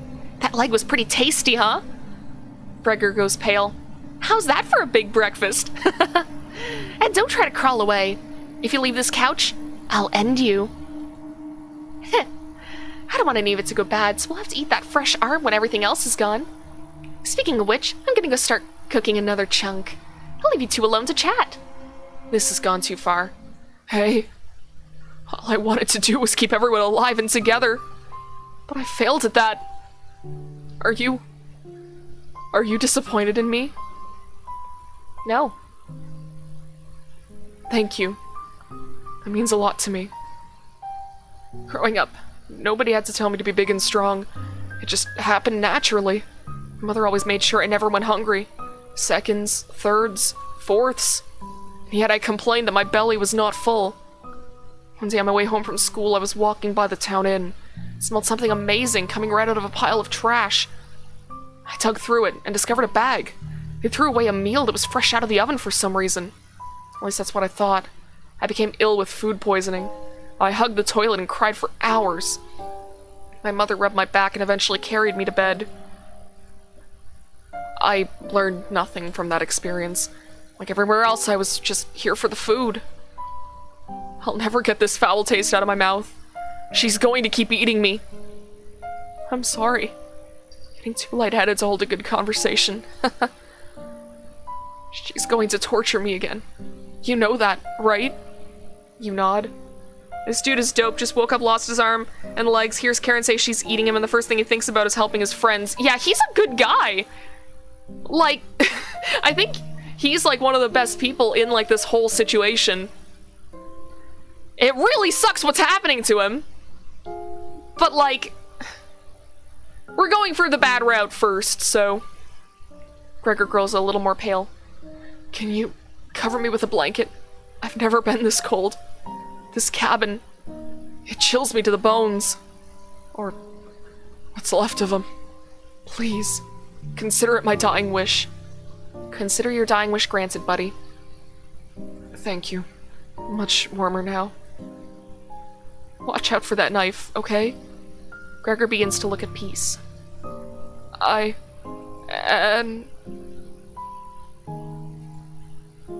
And he's gone. You watch the last of Gregor's air escape his lungs. Why do they call it a restroom? I'm fighting for my life in here. Oh my god, guys. What the hell do you think you're doing? You tell Karen that Gregor gave up. We could have kept him alive for another week. What's wrong with you? No matter. Plenty of food left now. Karen leaves you alone. Head to the kitchen to try to find the other remains. Gregor. You look at the pile of dishes and your mind starts to wander. Let's play hide and seek. There's 5 of us to find. Can you find all of us? The red-haired woman should know where the basement key is. And I bet one of us is hiding down there. She's whittling something in the rocking chair right now, so watch out for that knife. Probably best to avoid the knife. Wait, isn't that your knife? Why did you let her have it? You shrug. As the leader of the Chompettes, it's important you find all of us. So please don't forget any of us. Good luck. Cabbage rolls away and tries to hide. Why would Cabbage want to play hide and seek right now? You've been neglecting the Chompettes lately. Can't hurt to play along with them, right? You'll talk to Karen in the living room. Looks like Karen's just slicing away at a block of wood. Gregor's remains have been stored for safekeeping. Scrubbed all the blood out of the couch to save you the trouble. Can I help you? Have you seen the basement key anywhere? Wasn't it in the kitchen? You can't remember. I haven't seen the key. Maybe one of the Chompettes can help you find it in the kitchen. You decide to go look for it. Yeah, I think this main character is losing it. Yeah, and that reversed music before really makes me think that this hide and seek isn't going to end well for us. Thankfully, there's not many places for Cabbage to hide. Where do you want to check first? Check behind the woodpile. You need to find Cabbage. You notice an engraving in the cabin on the wall with an X in the center. So there's an L in the cabin, or there's L in the cupboards, and an X in the woodpile. Cupboards. You completely missed underneath the sink. On the left side, the letter L is engraved. Who wrote this? Okay, in the cauldron. There's some rustling around. Found her. She always picks the same hiding spot. Ah, you found me. Well done. As leader of the Chompettes, getting through mouse holes is a chore. Can't find any Chompettes to push me through, so I guess you'll have to help me out. Cabbage has joined the party. 4 Chompettes to go. What's next, Cabbage? Glad you asked. Keep it up. You'll be a member of the Chompettes in no time. Hide and seek out a corpse. Why do you think this? Maybe because he's talking to food? Yeah. You ask Cabbage about the basement key. Did you forget again? It's right in that nasty oven. There's nothing but a big pile of ashes in the oven. You found the basement key. There it is. That's the room where we found Potato. Check behind the cauldron for the other one. You got the basement entrance key. Let's go find Onion. He's hiding in the bedroom. She's making hide and seek far too easy. Chompets! Find onion! Cabbage rolls down the hallway. Can't hurt to find onion, right? Explore the bedroom.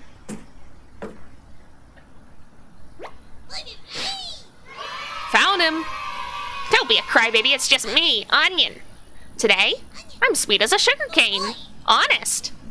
Wow, your breath stinks. Drenched head to toe in sweat, too. Could smell you coming a mile away. Gross. Are you scared of the redhead woman or something? You tell Onion the truth. Whoa! Sounds like I missed some messed up stuff. You're telling me! You get a pass. I'm sorry to hear about Mariah and Anatoly and Gregor. But yikes, that's 3 people gone in less than a month. Not as bad as 5 people in one night, though, right? I'd probably lose my lunch if I had to see that again. Anyways, didn't mean to be rude. I got your back. Onion has joined the party. Glad to have you join us, Onion. No problem. There's nothing else to do today. That's not true. I heard Bread making noise in the living room. You know how loud he can get. Bread? The one and only. Chompets, let's move out.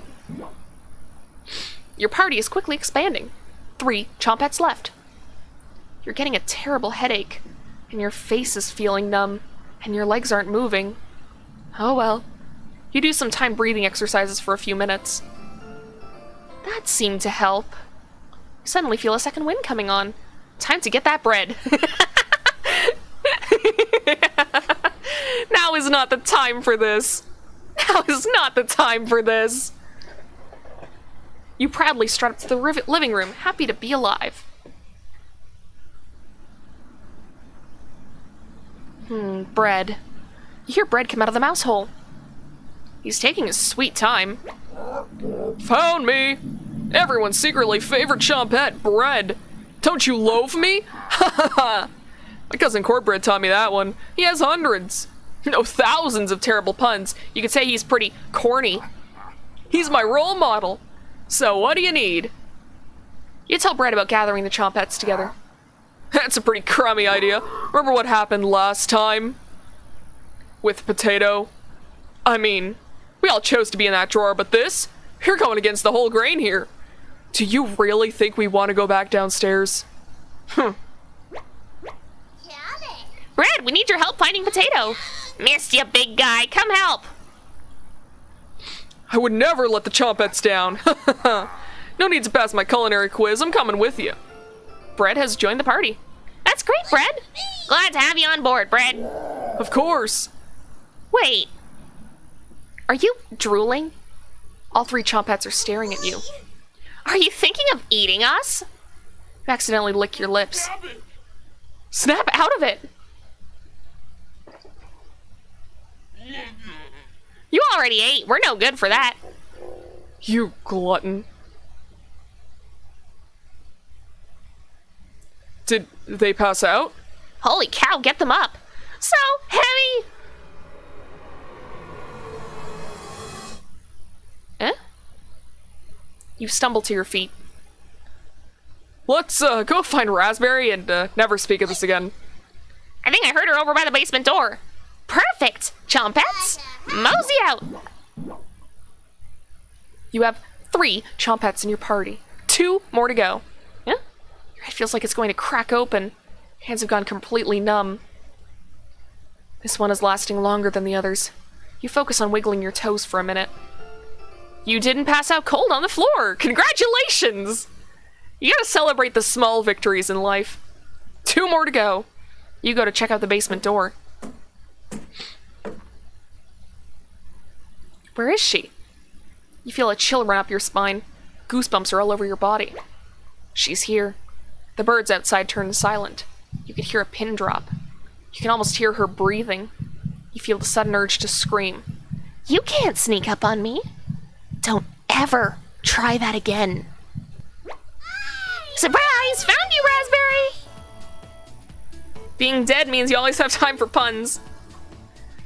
Onion is Glasses, Bread is Big Dude, Cabbage is Mariah, Potato is MC, Raspberry is Karen. Could be. Oh wow, it's very nice to see you, Cabbage. We wouldn't leave you behind, Raspberry. Honest! We need your help finding Potato. Our combined Chompette detective skills say he's in the basement. Oh yeah? Let's find Potato and get out of here. Raspberry has joined the party. 1 more to go. Don't worry, the basement is already unlocked.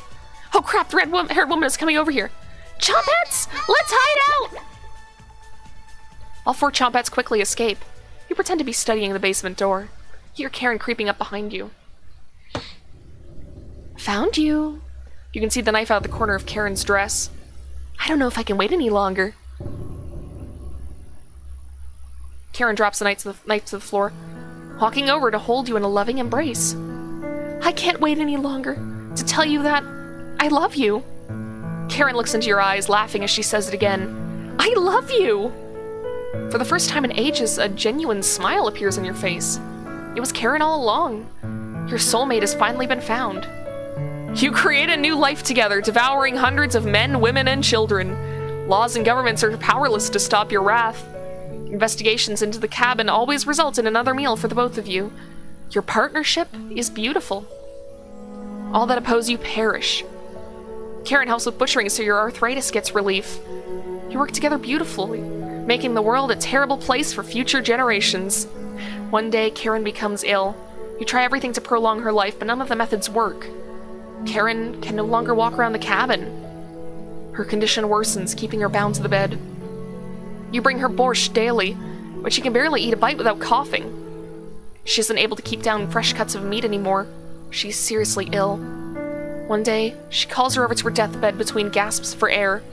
Her eyes are filled with terror, but it lessens once she sees you. Hi. Karen tries to say your name, but can't get it out. I love you. You nod, crying softly as she grips your hand in fear. Your tears fall on her dress as the last of Karen's air leaves her lungs. Her hand slowly lets go of yours, dropping to her side. You take the knife and wrap her hands around it, putting it in the middle of her chest. Karen.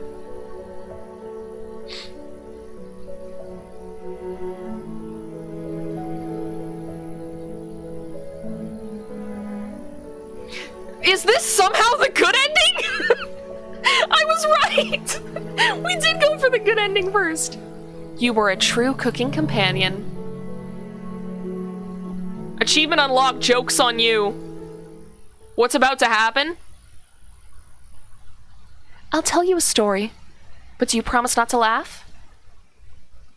I almost died when I was 6. It was probably the coldest winter on record. My parents and I were snowed in. At first they had enough wood, but that ran out. My father, before their wedding day, he chopped down one of the biggest trees in the forest. He spent months whittling it down, cutting the pieces carefully, measuring the armrests so they fit perfectly, sanding it down so not even a splinter could come out. He named it Mother's Chair. And every Saturday he washed her feet while she sat in it, whistling a tune his grandmother taught him, looking deep in her eyes as he rubbed her ankles. It took him weeks of working on it in secret. He was hyperventilating while he dismantled it. Each heavy breath was a foggy cloud. His tears were freezing to his cheeks. The fire only lasted 2 days, and later the frostbite turned his fingertips completely black. He cried almost as hard over his fingers as he did the chair.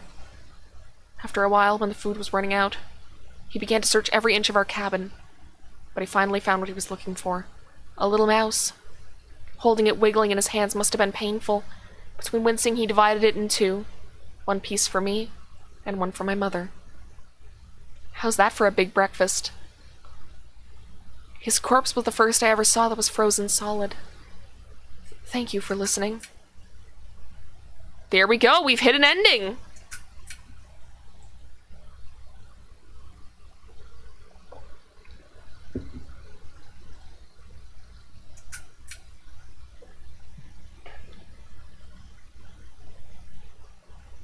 Easter egg music track.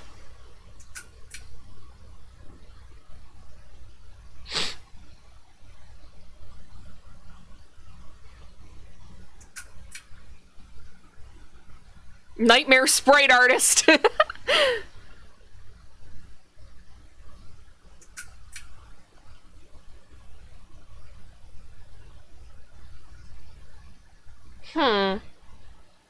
So that sure was an ending. I feel like we can go for another ending today without too much issue. It only took us 2 hours to get this one. And now we can skip through dialogue that we've already seen. Rain Fullbuster is a rad name. It really is. Maintaining homeostasis is the true horror all along.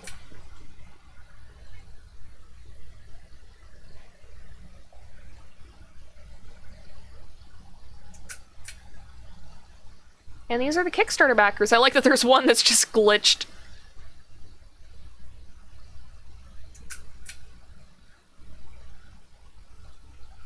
I'm actually gonna be right back. I just realized I should have put on my glasses before this. Oh, gotta head off. Thanks for the stream, Novella. That was interesting. Yeah, see ya, Vernon. It was interesting. I'm gonna see what other secrets I can unlock. But first off, while these credits are still going, I'm gonna go grab my glasses from the other room. I'll be right back.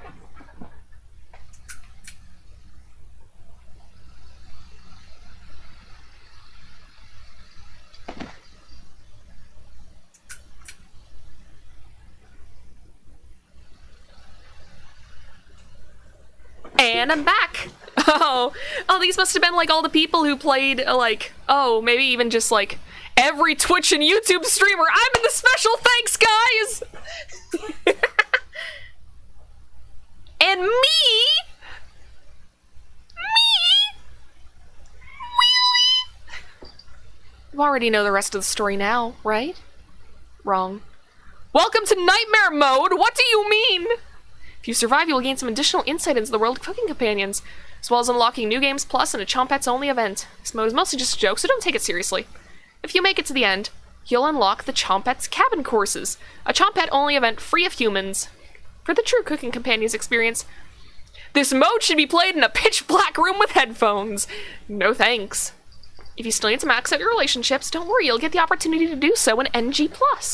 You should really make a manual save right now. Don't hesitate. Okay. Sure thing, game. Thank you for getting this far. Your bravery is commendable and will be rewarded. Thanks for playing. Dear Dream Studios. Oh, almost forgot. Nightmare mode activated.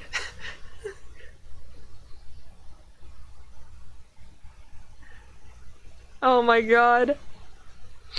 Wake up in the bathroom again. Ooh. You find a strange note. I can feel the cold air crawling under the— Vesta, this is not the time!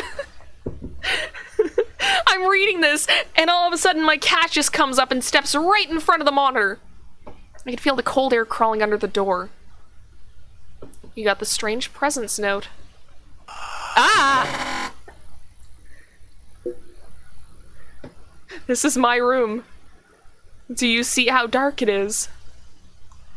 Really? We're doing this?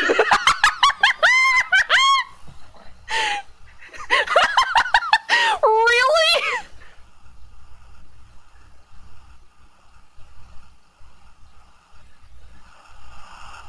Sure, I'll run.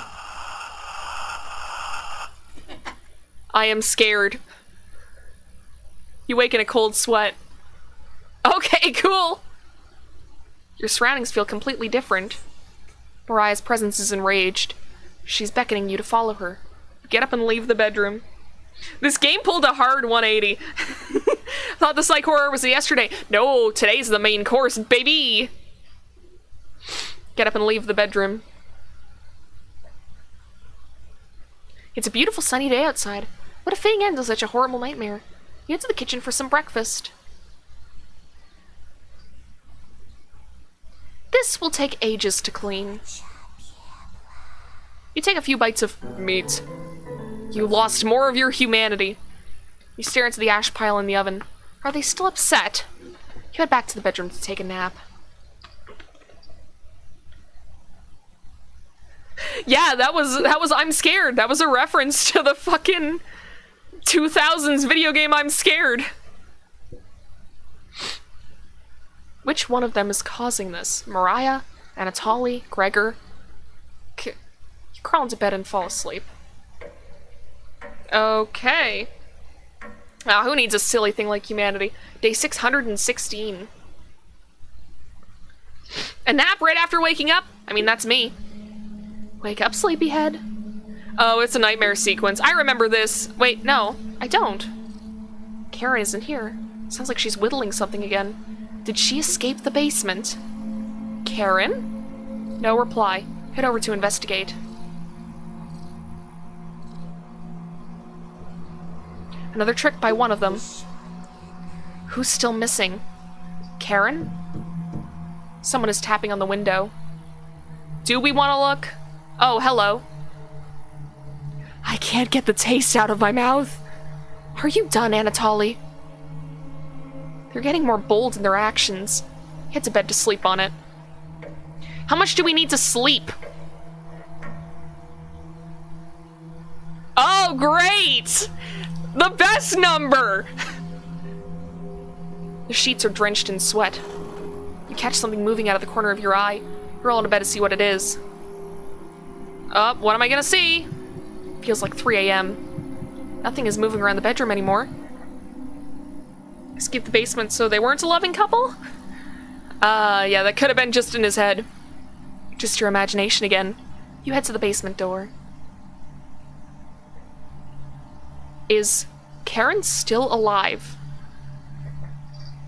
A cold wind blows through the crack in the door. Oh, hello. You wake in a cold sweat. You wake up on the cold bathroom floor. The door is locked. Did one of them hide the key in here? Where do you want to check first? In the garbage can under the sink. Check the garbage can underneath the sink. It's empty, like your soul. Yeah! Family Badass Hero reference! Fucking love that! This mouse hole seems perfectly rounded, like someone used sandpaper on the edges. Did the Chompettes do this? Hole itself is pitch black. Would the flashlight be helpful? Might aggravate whatever horror lies in wait. Let's look at this again. Just a gigantic black spider back here. Disgusting. Disgusting! Why aren't towels under here? The key should have been under here. This continues to be a pretty big disappointment. Okay, inside the mouse hole. Stick your arm in the mouse hole! Not yet. Key has got to be in that mouse hole. What? I said no!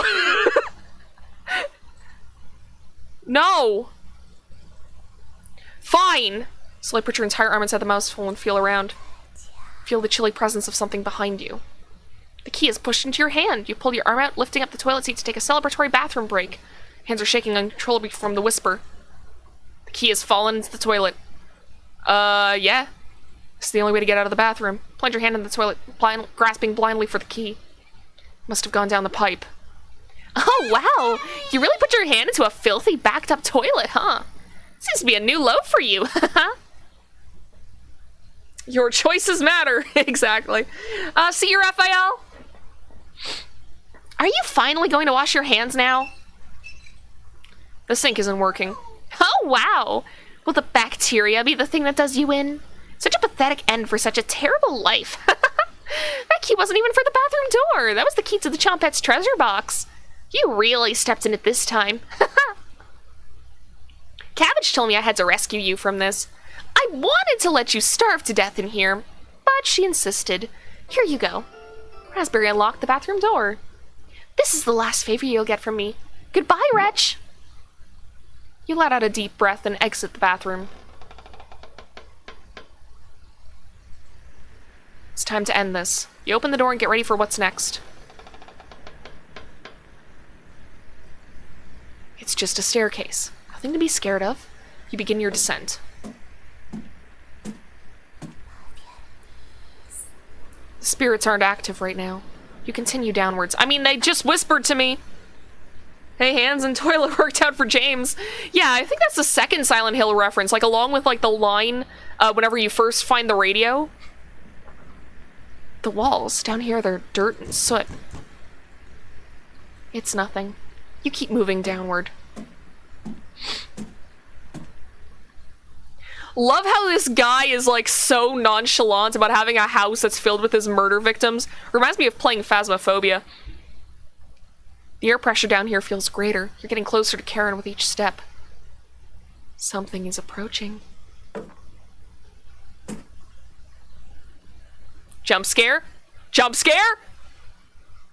Be gone, demon! I'm holding my fingers up in a cross. You can't see it because I'm a PNG right now, but I'm holding up my fingers in a cross. A false alarm. Oh, nope, this is a trap. This is a trap. You're lulling me into a false sense of security. I think there was a reference to that in the demo. You hear something in the distance. I can't hear it. Fuck you, I'm not wearing headphones. You're gonna jump scare me. Cross formation, cross formation.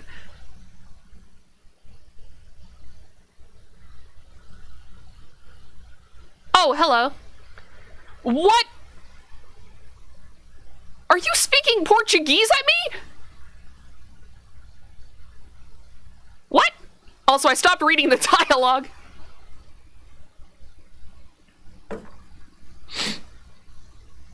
Waiting for a real good ooga booga. We're gonna do the spooky dance. Come on, show up again. Actually, why did I go back? I'm not gonna be able to fucking read. I'm not gonna be able to read this. I'm gonna butcher a fucking language that I don't know. Estás con frío? Shake your head. Oh. I have no idea what this is saying! Final.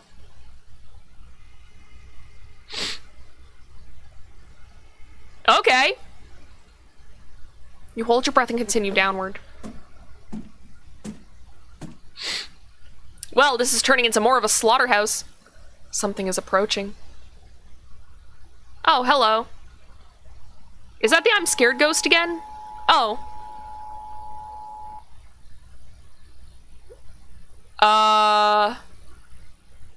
Okay. When you regain consciousness, you're further down the staircase. You awake with a note next to your head. It's difficult to read, but you can make out a sentence. Don't get up before Saturday. You take the Saturday note with you. Taking notes, 1 out of 5. The sound of the rain is completely stopped down here. Your eyes are strained down here. The pressure's intense. You feel like you're trapped under miles of ocean. You continue downwards. Your feet finally hit solid ground in the basement. Something doesn't feel right. You navigate the basement blindly until you reach the room with 4 directions. You can barely make out the outlines of door frames in each direction. Which way should you go? This game cannot harm you. Good sign, yeah. You didn't... Hey, Dear Dream Studios, you didn't give me a fucking virus, did ya? You didn't curse me? Anyways, which way should we go, Chad? I'll leave this up to you. Should we go north, south, east, or west? We'll go west. We'll split our body and we'll go in each direction. Go south? I mean, that's how this whole game has gone.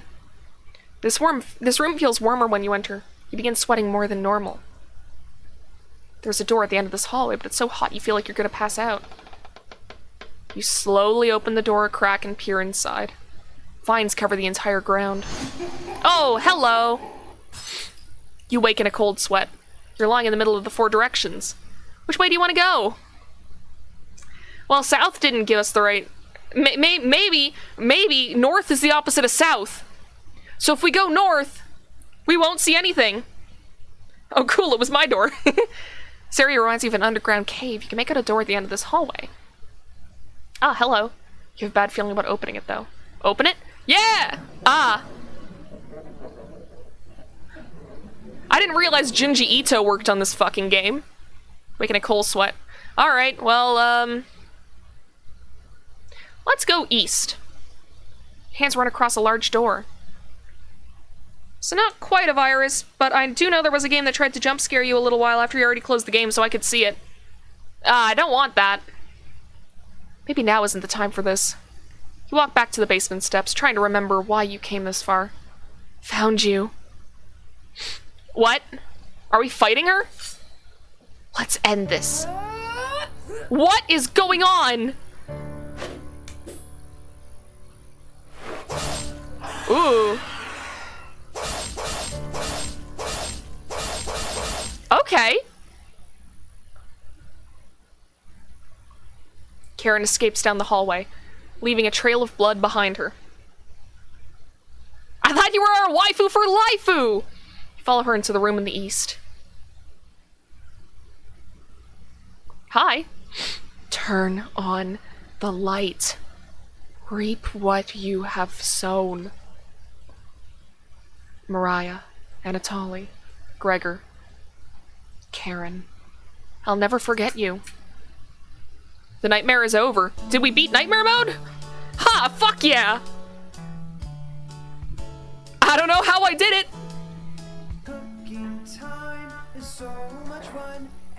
Oh, now it's got vocals! Vesta, get off my fucking desk! Ah!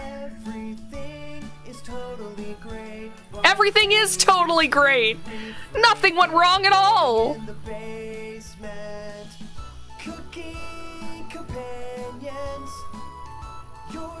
Just my end. Cooking companions.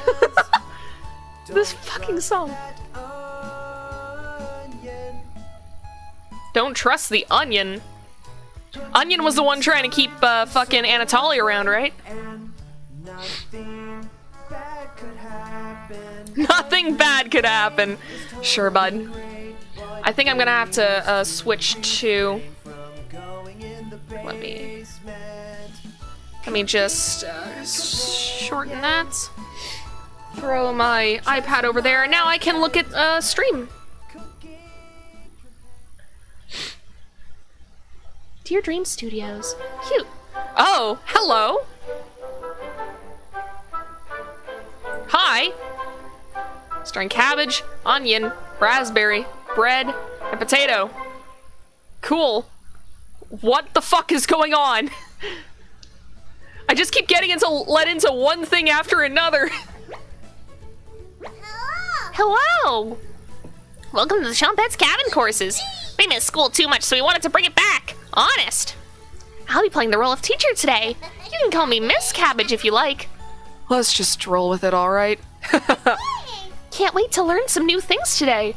Me too. Aren't you excited, Potato?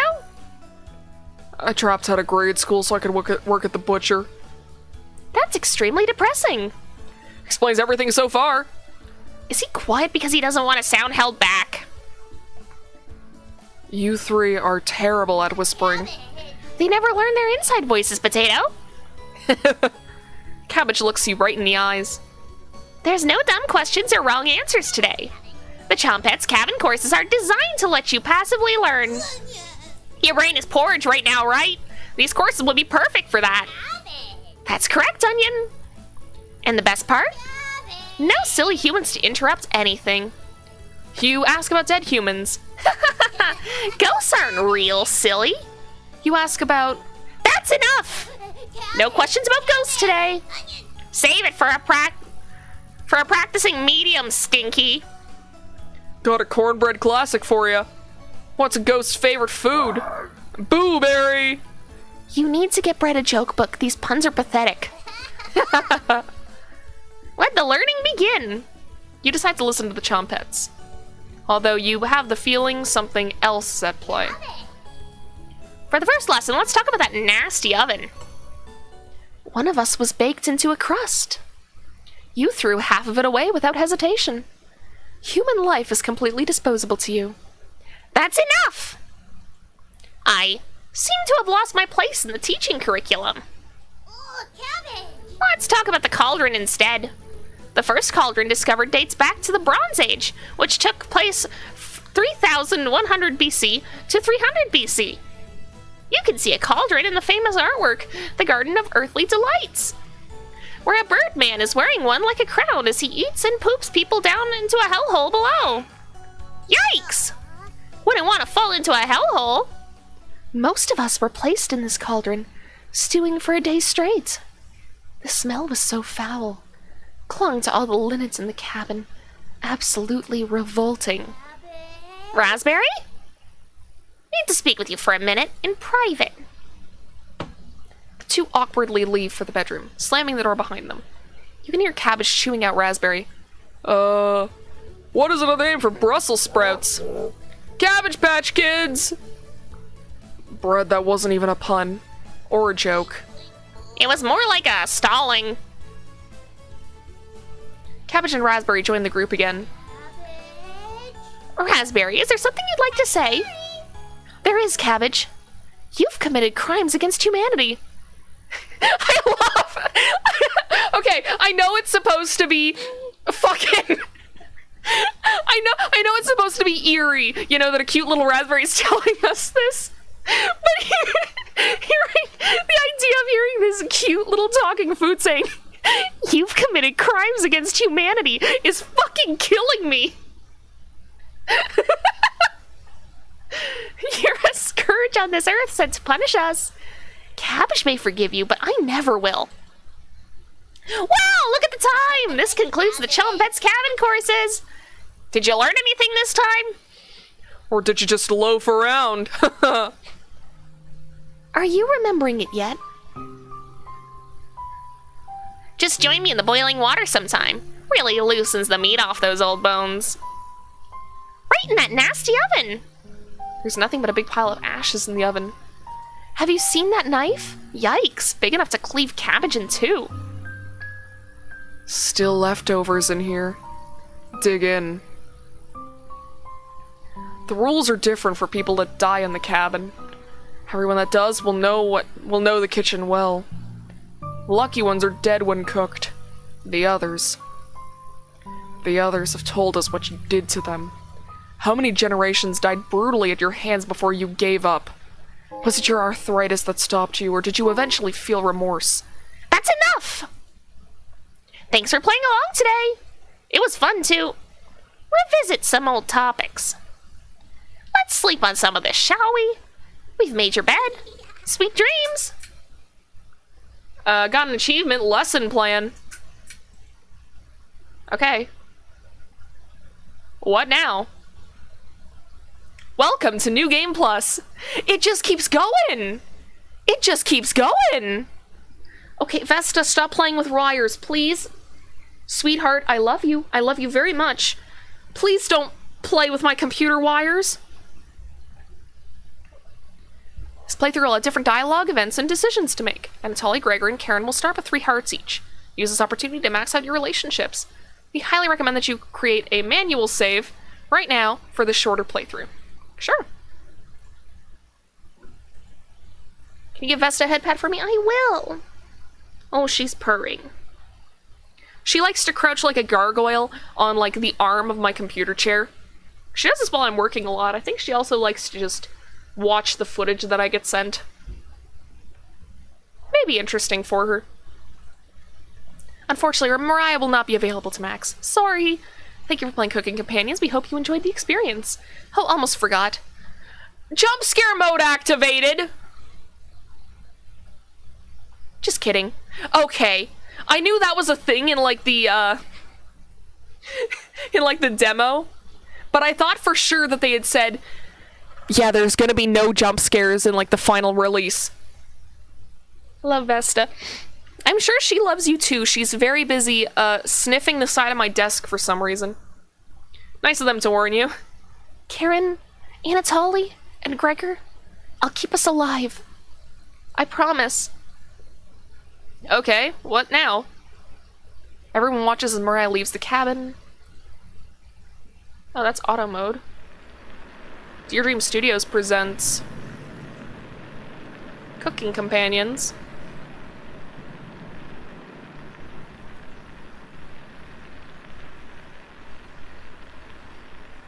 After the 3 go to bed, you finally have an opportunity to use the bathroom. The candle blew out. You grasp blindly along the floor until you find a flashlight in the corner. Ah, hello.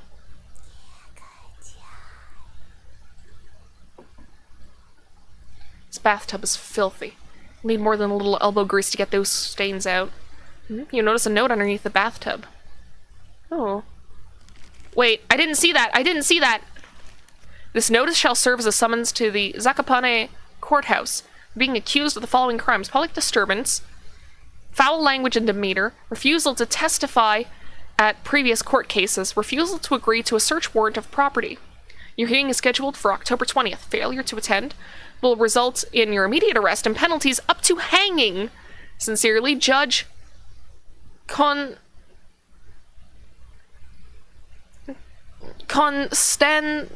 Constangi? Lius. I hope I pronounced that right. You take the court summons letter with you. What now? Someone forgot to restock the toilet paper. Beyond disgusting. This is truly the scariest thing you've ever seen. With your interest waning, you decide to leave the bathroom. My theory is that you're the Baba Yaga. I mean, but isn't the Baba Yaga known specifically for eating children? Time to surprise the others. You take out a cutlet of meat and to cook it in the oven. It's getting closer to the screen. What happens if I just sit here?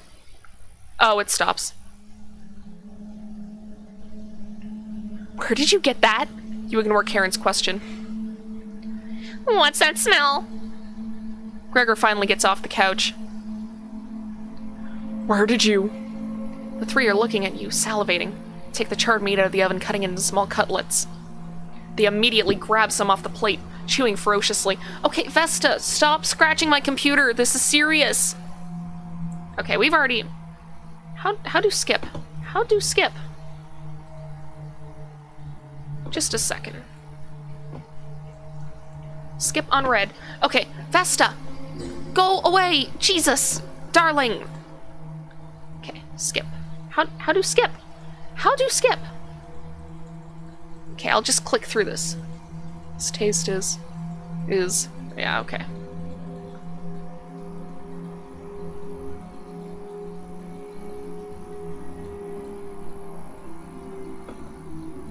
Well, I spoke with Anatoly last time. But he's gonna die first, so we should talk to him first. Knock on the door. Anatoly. Thanks for checking in.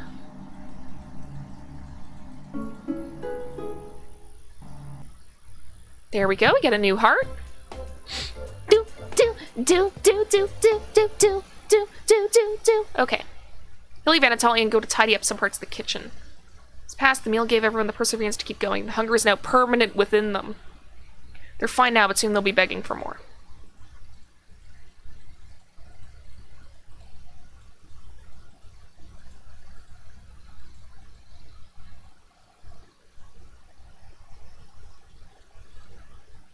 Yeah, there's this one again. Okay, let's go through.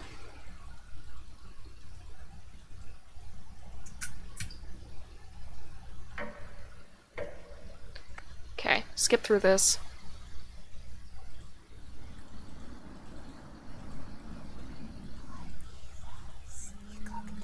Morning, big guy. Think we should have another piece of meat for breakfast. It's what she would have wanted. Okay, I think we've already seen this. I think he's right.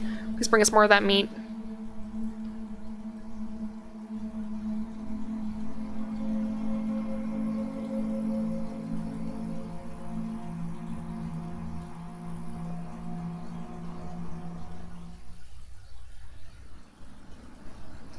It's like he has a seal face.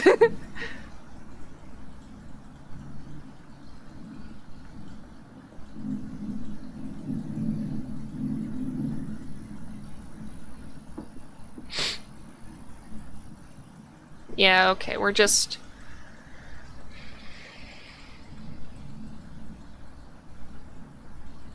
But we need your help, Anatoly.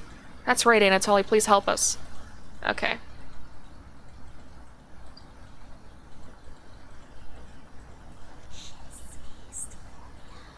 Something is approaching. Time to wake up. You asked Potato where the chompettes are. Cabbage, onion, raspberry, and bread? They've moved on. It's just us now. Just got an achievement called I Think We're Alone Now, with Raspberry making a really freaky face. That's neat. The way it always should have been.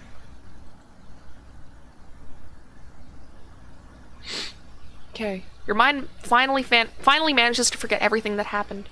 You fall asleep again, still ravenous. A strange dream. Oh. That was new. You're walking down the steps when you trip and fall. You snap every bone on the way down, landing in the basement as a writhing pile of flesh and bones. The whispers surround you, their laughter ringing in your ears. You wake in a cold sweat. Something smells terrible in the living room. Anatoly pukes in one of the corners. He'll leave it there so the others will question his fortitude. Oh, that's new. Good morning. Good morning, little guy. Well, Anatoly, what's your decision? Okay, I barely slept. Her whispers, telling me to come outside.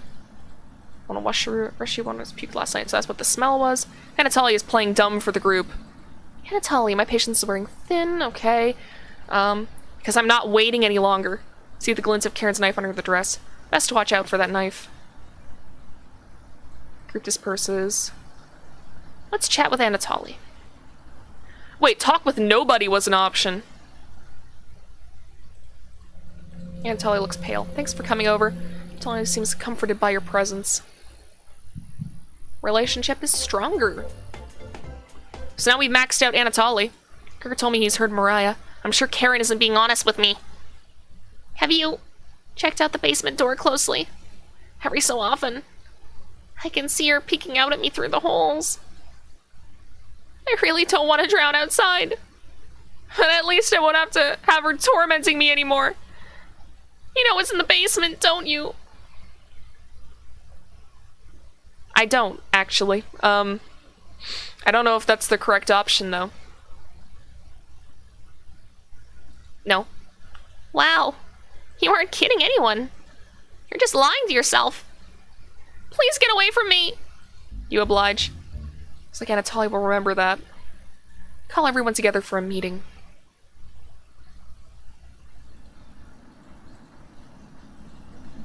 Okay, have you made a decision? Help you all out, I promise. Thank you, I'll miss you. Thank you. This wasn't easy. Karen, Gregor looks at you expectantly. Say anything? You say nothing. Yep, just like last time. Okay. Bye. Goodbye. Goodbye. Good luck. Anatoly is left.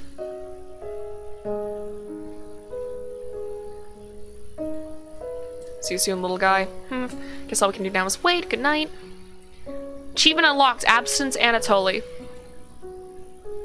Didn't tell him the truth. I didn't tell him. Missing him already. Gregor curls up on the couch. You shut your eyes, quickly falling asleep. Hear scraping from the floor.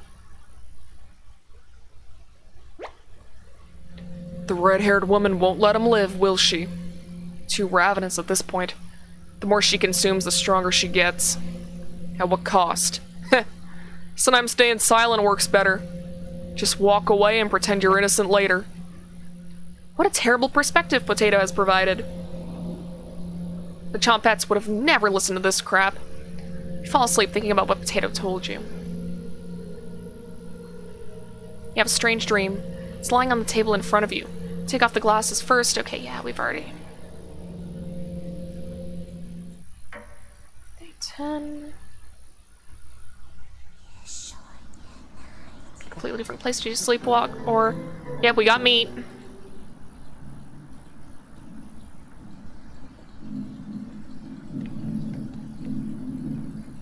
Yep, there we go.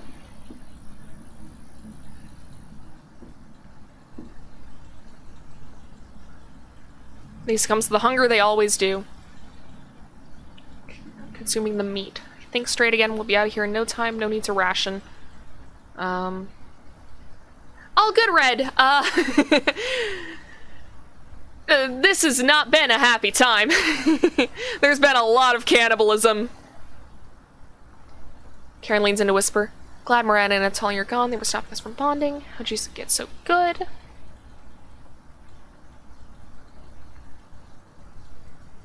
Let me see.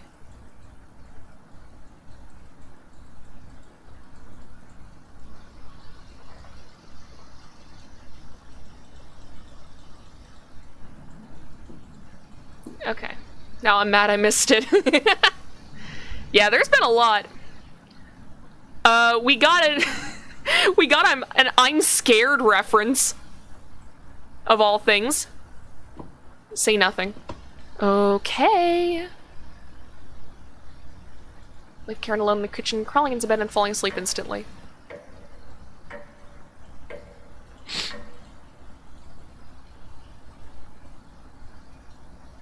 Wake up, sleepyhead. Oh, great. You were having a nightmare. Gregor is waiting for you. You get out of bed and follow Karen to the couch. Ah. That's not good. Gregor. Hi. I think he's trying to speak. What is it, Gregor? You tell Karen that Gregor has died. He hasn't spoiled yet. Let me show you the rest of him. Karen shuffles over to the basement door, opening the lock with the knife. Why wait until she's in the basement? Take back the knife and end her life. You explain how difficult it is to get blood out of wood. Is that an issue right now? Your laziness is unbelievable. The minute those 4 entered the cabin, you should have killed all of them. You're getting soft. You nursed a weakened butcher back to health. What if she ends up killing you now? I brought you the key. When she goes downstairs, lock the door behind her with that deadbolt. Then let her rot. Karen, Potato, might have made great allies in another life. You need to stop her before it's too late. Walk over to the basement door. Where's Karen? When are you fixing this hole? You can feel her breath coming through the crack in the door. You lock the basement door. What the hell are you doing? Goodbye, Karen. She slips into the darkness. You climb on the couch to rest, waiting for the basement noises to become silent.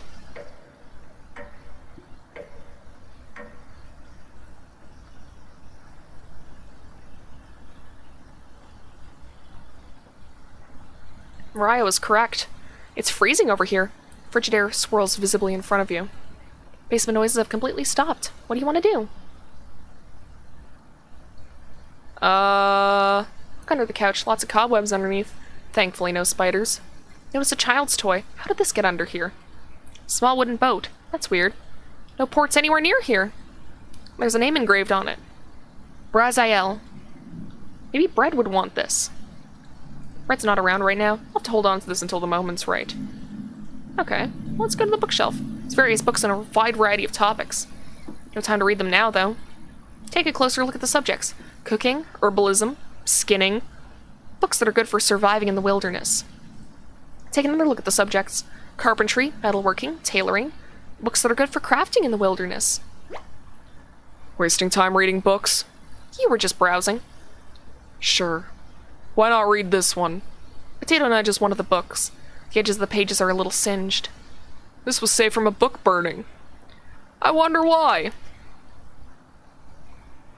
One may in truth proceed against such a man as a person who is gravely suspect, but he is not to be condemned in his absence and without a hearing. And yet the suspicion he may be very grave, and we cannot refrain from suspecting these people, for their frivolous assertions do certainly seem to affect the purity of the faith. For there are 3 kinds of suspicion: a light suspicion, a serious suspicion, and a grave suspicion. Is this a text about, like, maybe something similar to, like, the witch hunts? Take the singed book with you. Got another note. I'd say your entire life has been a grave suspicion. It's a shame you never went to trial for anything. That would never happen. Carrying around a book would be a burden, so you put it back. The rest of the books are boring. Okay, I guess we gotta eat a meal. Besides, have quick lunch at the table. Ah, she escaped. You wake in a cold sweat. Wake up, sleepyhead. Ah, great. You were having a nightmare. Oh, wow. The sheets are completely soaked. Are you wetting the bed? Feel underneath you. Gross. You must have broke fever because the sweat is everywhere. Don't worry, we can wash them in the basement. Just unlock the door and we'll make a day of it. You're not that slow with laundry. Come with me, I have something to show you. You cautiously get up, following Karen out of the bedroom. The basement door was already open. I'm hungry. Let's get something from the basement. You feel the cold presence of Karen behind you. Goodbye. Stop! Grab onto the railing! You do so, feeling a slight push on your back. You feel the presence leave. That was a close one. Karen will try everything in her power to kill you. Tread cautiously downstairs. Why are you helping me, Potato? Ah, fuck. Vesta's pushing stuff over now. Vesta, go away! Because I pity what you've become. You work your way down to the bottom of the stairs. Something is approaching. What is it this time? Is it gonna be the Spanish ghost again? Better not be a fucking jump scare. Don't do this to me, game. You're better than this. Can you hear me? I've been down here the entire time. It's so good to see you again. Best to know, just because we didn't get pushed doesn't mean you get to push other things. She wants to push the main character down the stairs. There's plenty of bread down here. Why aren't you saying anything? I'll never forgive you for what you did. You put Anatoly through hell. You desecrated my corpse. You gave them a disgusting hunger. All of that is water under the bridge now. Anatoly is down here. Come have some bread with us. They always try things like this. Their anger, concentrated near their grave, leads to tricks and traps. You're not falling for this one. Why aren't you listening to me? There's bread down here, loaves of it. Fine. I won't stop you from finding the others down here. One piece of advice? Beware of Karen. She is ill beyond repair. Gregor will try and talk you out of reaching the room. Anatoly will try to talk you into leaving the cabin. And Karen will rip the flesh from your bones. We'll talk again. You feel Mariah leaving the staircase. You go deeper into the abyss. The walls down here, they're dirt and soot. Something is approaching. I don't know what was up with the Spanish ghost, by the way. Oh, hi, Gregor. I'm glad I found you. The rain outside has stopped. Did you hear that knocking? Another trap. Everyone's upstairs and wants to leave. Mariah was worried sick about you. You tell Gregor about speaking with Mariah. Guess I can't lie to you, huh? You just stood there while Karen took my limbs, doing nothing. Are you frightened by her? If you won't come upstairs with me, please turn on the light when you reach the room. I want to see the look on your face when that light bulb turns on. Can you do that for me? You nod. Thank you. Thanks for letting me lick the bowls clean. That was enough to keep him at bay. We'll meet again soon. Beware Karen. Alright. I just realized I never turned my fucking fan off. If y'all have been hearing fan noises this entire time, I'm sorry, but I mean, it's too late for me to turn it off now. You descend deeper into the abyss. We'll reach the end of this route and then we'll call it a night. The air pressure down here feels greater, getting closer to Karen with each step. Something is approaching. Spanish ghost again, or is it going to be Anatoly? Yep, that's Anatoly. Oh! Thought you'd still be fending off that glutton Gregor right now. Tell Anatoly about meeting with Gregor. Oh. I was gonna try and see if you wanted to pick onions with me. You shake your head. Guess there's no fooling you, huh? You survived this long, and now you'll need to fend off Karen. I can't tell if I'd rather have you or her sticking around down here. You ask Anatoly where Karen is. Oh, she's just below us. Waiting to devour you. Karen's been practicing on her butchering again. Maybe she'll start with your arms. Down here, the whispers have told me about you. I can't even believe some of the things you've done. Worse than any war crime. So many whispers about those sorts of things. So many whispers down here. It ends at the bottom. Karen might be alive down here, but you won't be. Why were you nice to me? Did you want to prey on the weak? Or was I just another meal ticket? The whispers told me the truth. Hopefully someone ends this darkness soon. See you again soon. Alright then. Feel Anatoly leaving the staircase, you grit your teeth and keep going. Feet finally hit solid ground. Something doesn't feel right. Locate the light switch. Found you. Karen's grown stronger than you as of late. Consuming her friends has imbued her with a rage. She's lost in the abyss. And nothing but death can end this madness. I hope you've prepared for what comes next. Feel something creeping up in front of you. Hello! Cabbage, what are you? Took us forever to remove the rubble you put in front of the mouse holes. Chompettes, come out! Never fear, Onion is here. Like my cousin Cornbread says, I'll rise to the occasion. Sometimes Mary, Raspberry. What lie did you tell them, Potato? That you had moved on? Will you let us go? You shake your head. Someday, maybe.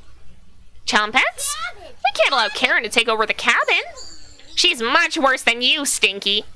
Did you see what she did to Gregor? Unhinged! She's a cut above you right now. You don't need our help with this. Just remember what she's done. Channel that anger. She's just like Potato now, right?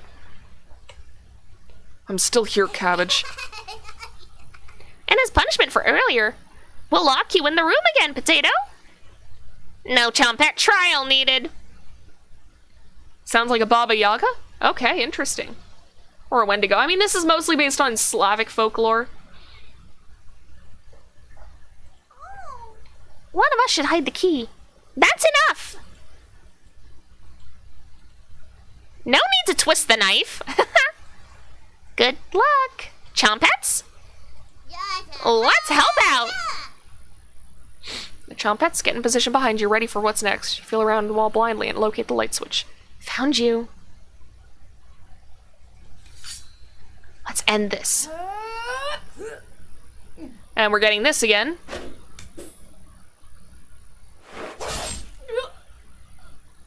Oh! This time she doesn't turn into a monster.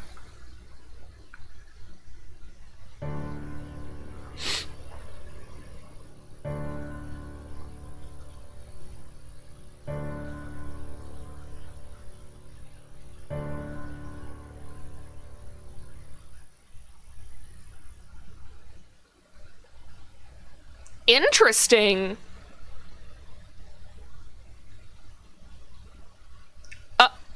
Oh. There's a turnip now. Look, he's trying to speak. Don't be shy, try again. Okay, so this is just confirming that the Chompettes are previous victims. Might take a few more days. Welcome to the Chompettes, turnip! Achievement unlocked, here we go again!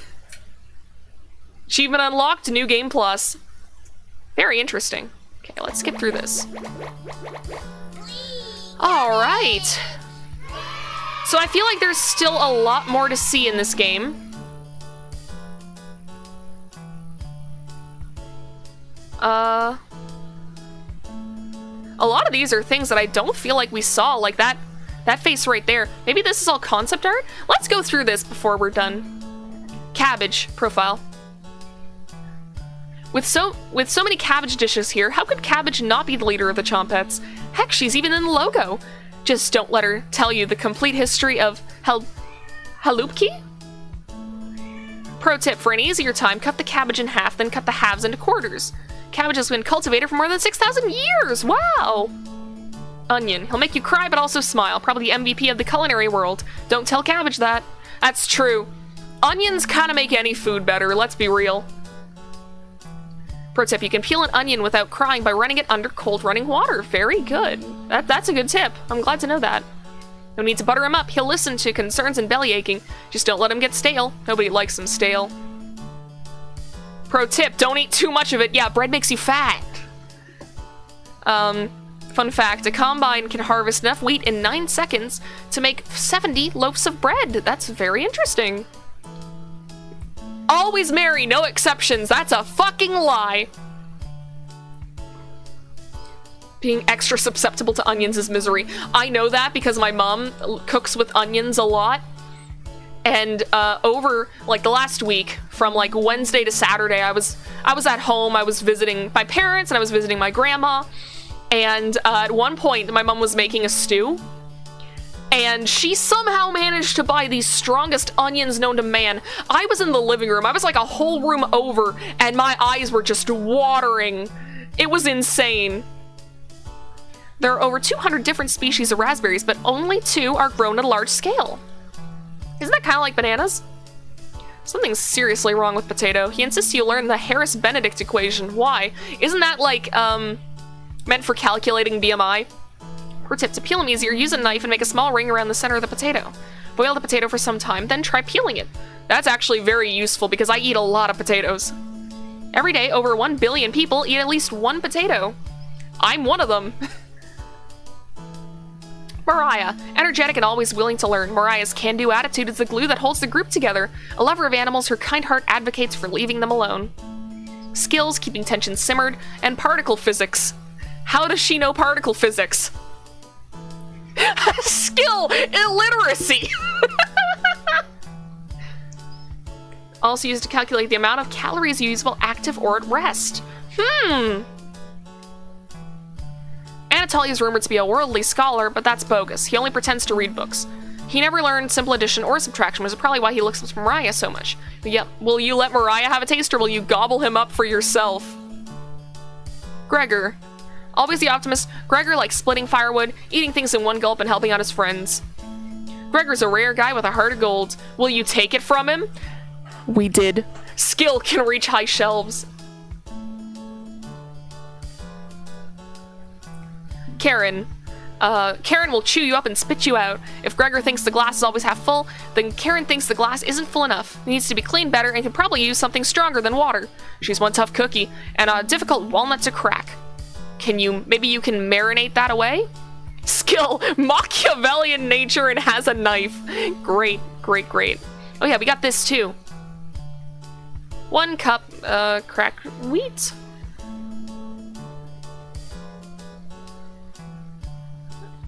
Interesting, interesting. I'm not big on salads, though. So there's that graphic. Oh, so we can see these closer up.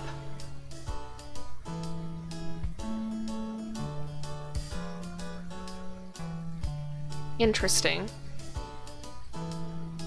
Hi, Mariah. Oh, so these are like different concepts for Mariah's ghost face. That's the dream of the crack in the earth. That's the blacksmith. Anatoly concept art. What? That's not the one I clicked on. Huh, weird. There's Anatoly's ghost face. Concepts. Gregor under the blanket. Gregor's ghost. Oh, I just noticed. Gregor has these ties on his arms, almost like tourniquets. Interesting. There's Mariah's ghost face. Oh, their names were Kate and Mary originally? Interesting. Oh. Oh boy, foreshadowing. That's the blood bathroom. Blood kitchen. Outside.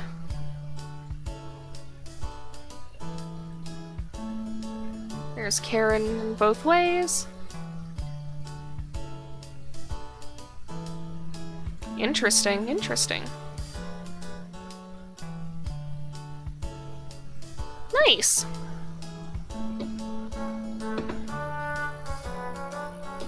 Alright, well, I think I'm going to end the stream here, so let's go to the just chatting screen. Oh boy, well, that sure was something. I'm not even sure if I'll be able to come back to this game. Mostly because it has, I think that's like most of the stuff. Also, can I just say that comment about like a game giving you a jump scare afterwards made me open up Task Manager just to make sure that like nothing had popped up. But the only things here are, I'll even end Steam, might as well. I'm pretty much done with it. We got Discord, we got Google Chrome, we got Streamlabs, we're good. So, yeah, that was a good note to end on. And as always, it's like, maybe I'll secret hunt later, I'm not sure. But I do think that's a good note to end on. I'm fairly sure it's not Cooking Companions. Me too, but it's like, with that pop-up that was like, hey, this game is fictional, it can't hurt you. Remember that it's fictional, it can't hurt you. It's like, you better not pull some fast shit on me. I'll punch you in the face. Have you guys ever seen that video of the dude playing the scary maze game? And all of a sudden, like, the face pops up and he just punches a hole in his computer monitor? That's what I'll do. What if jump scared mode was like GoPro footage of bungee jumping? Oh, that would be good. Yeah, I'm glad jump scare mode didn't make it into this version. Anyways, I'm gonna leave before chat gets into arguments.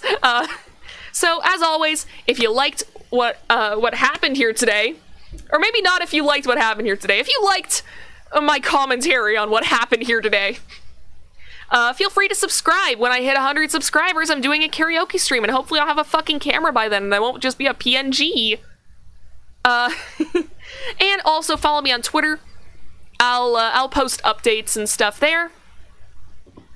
And, yeah. So, until next time, I'll see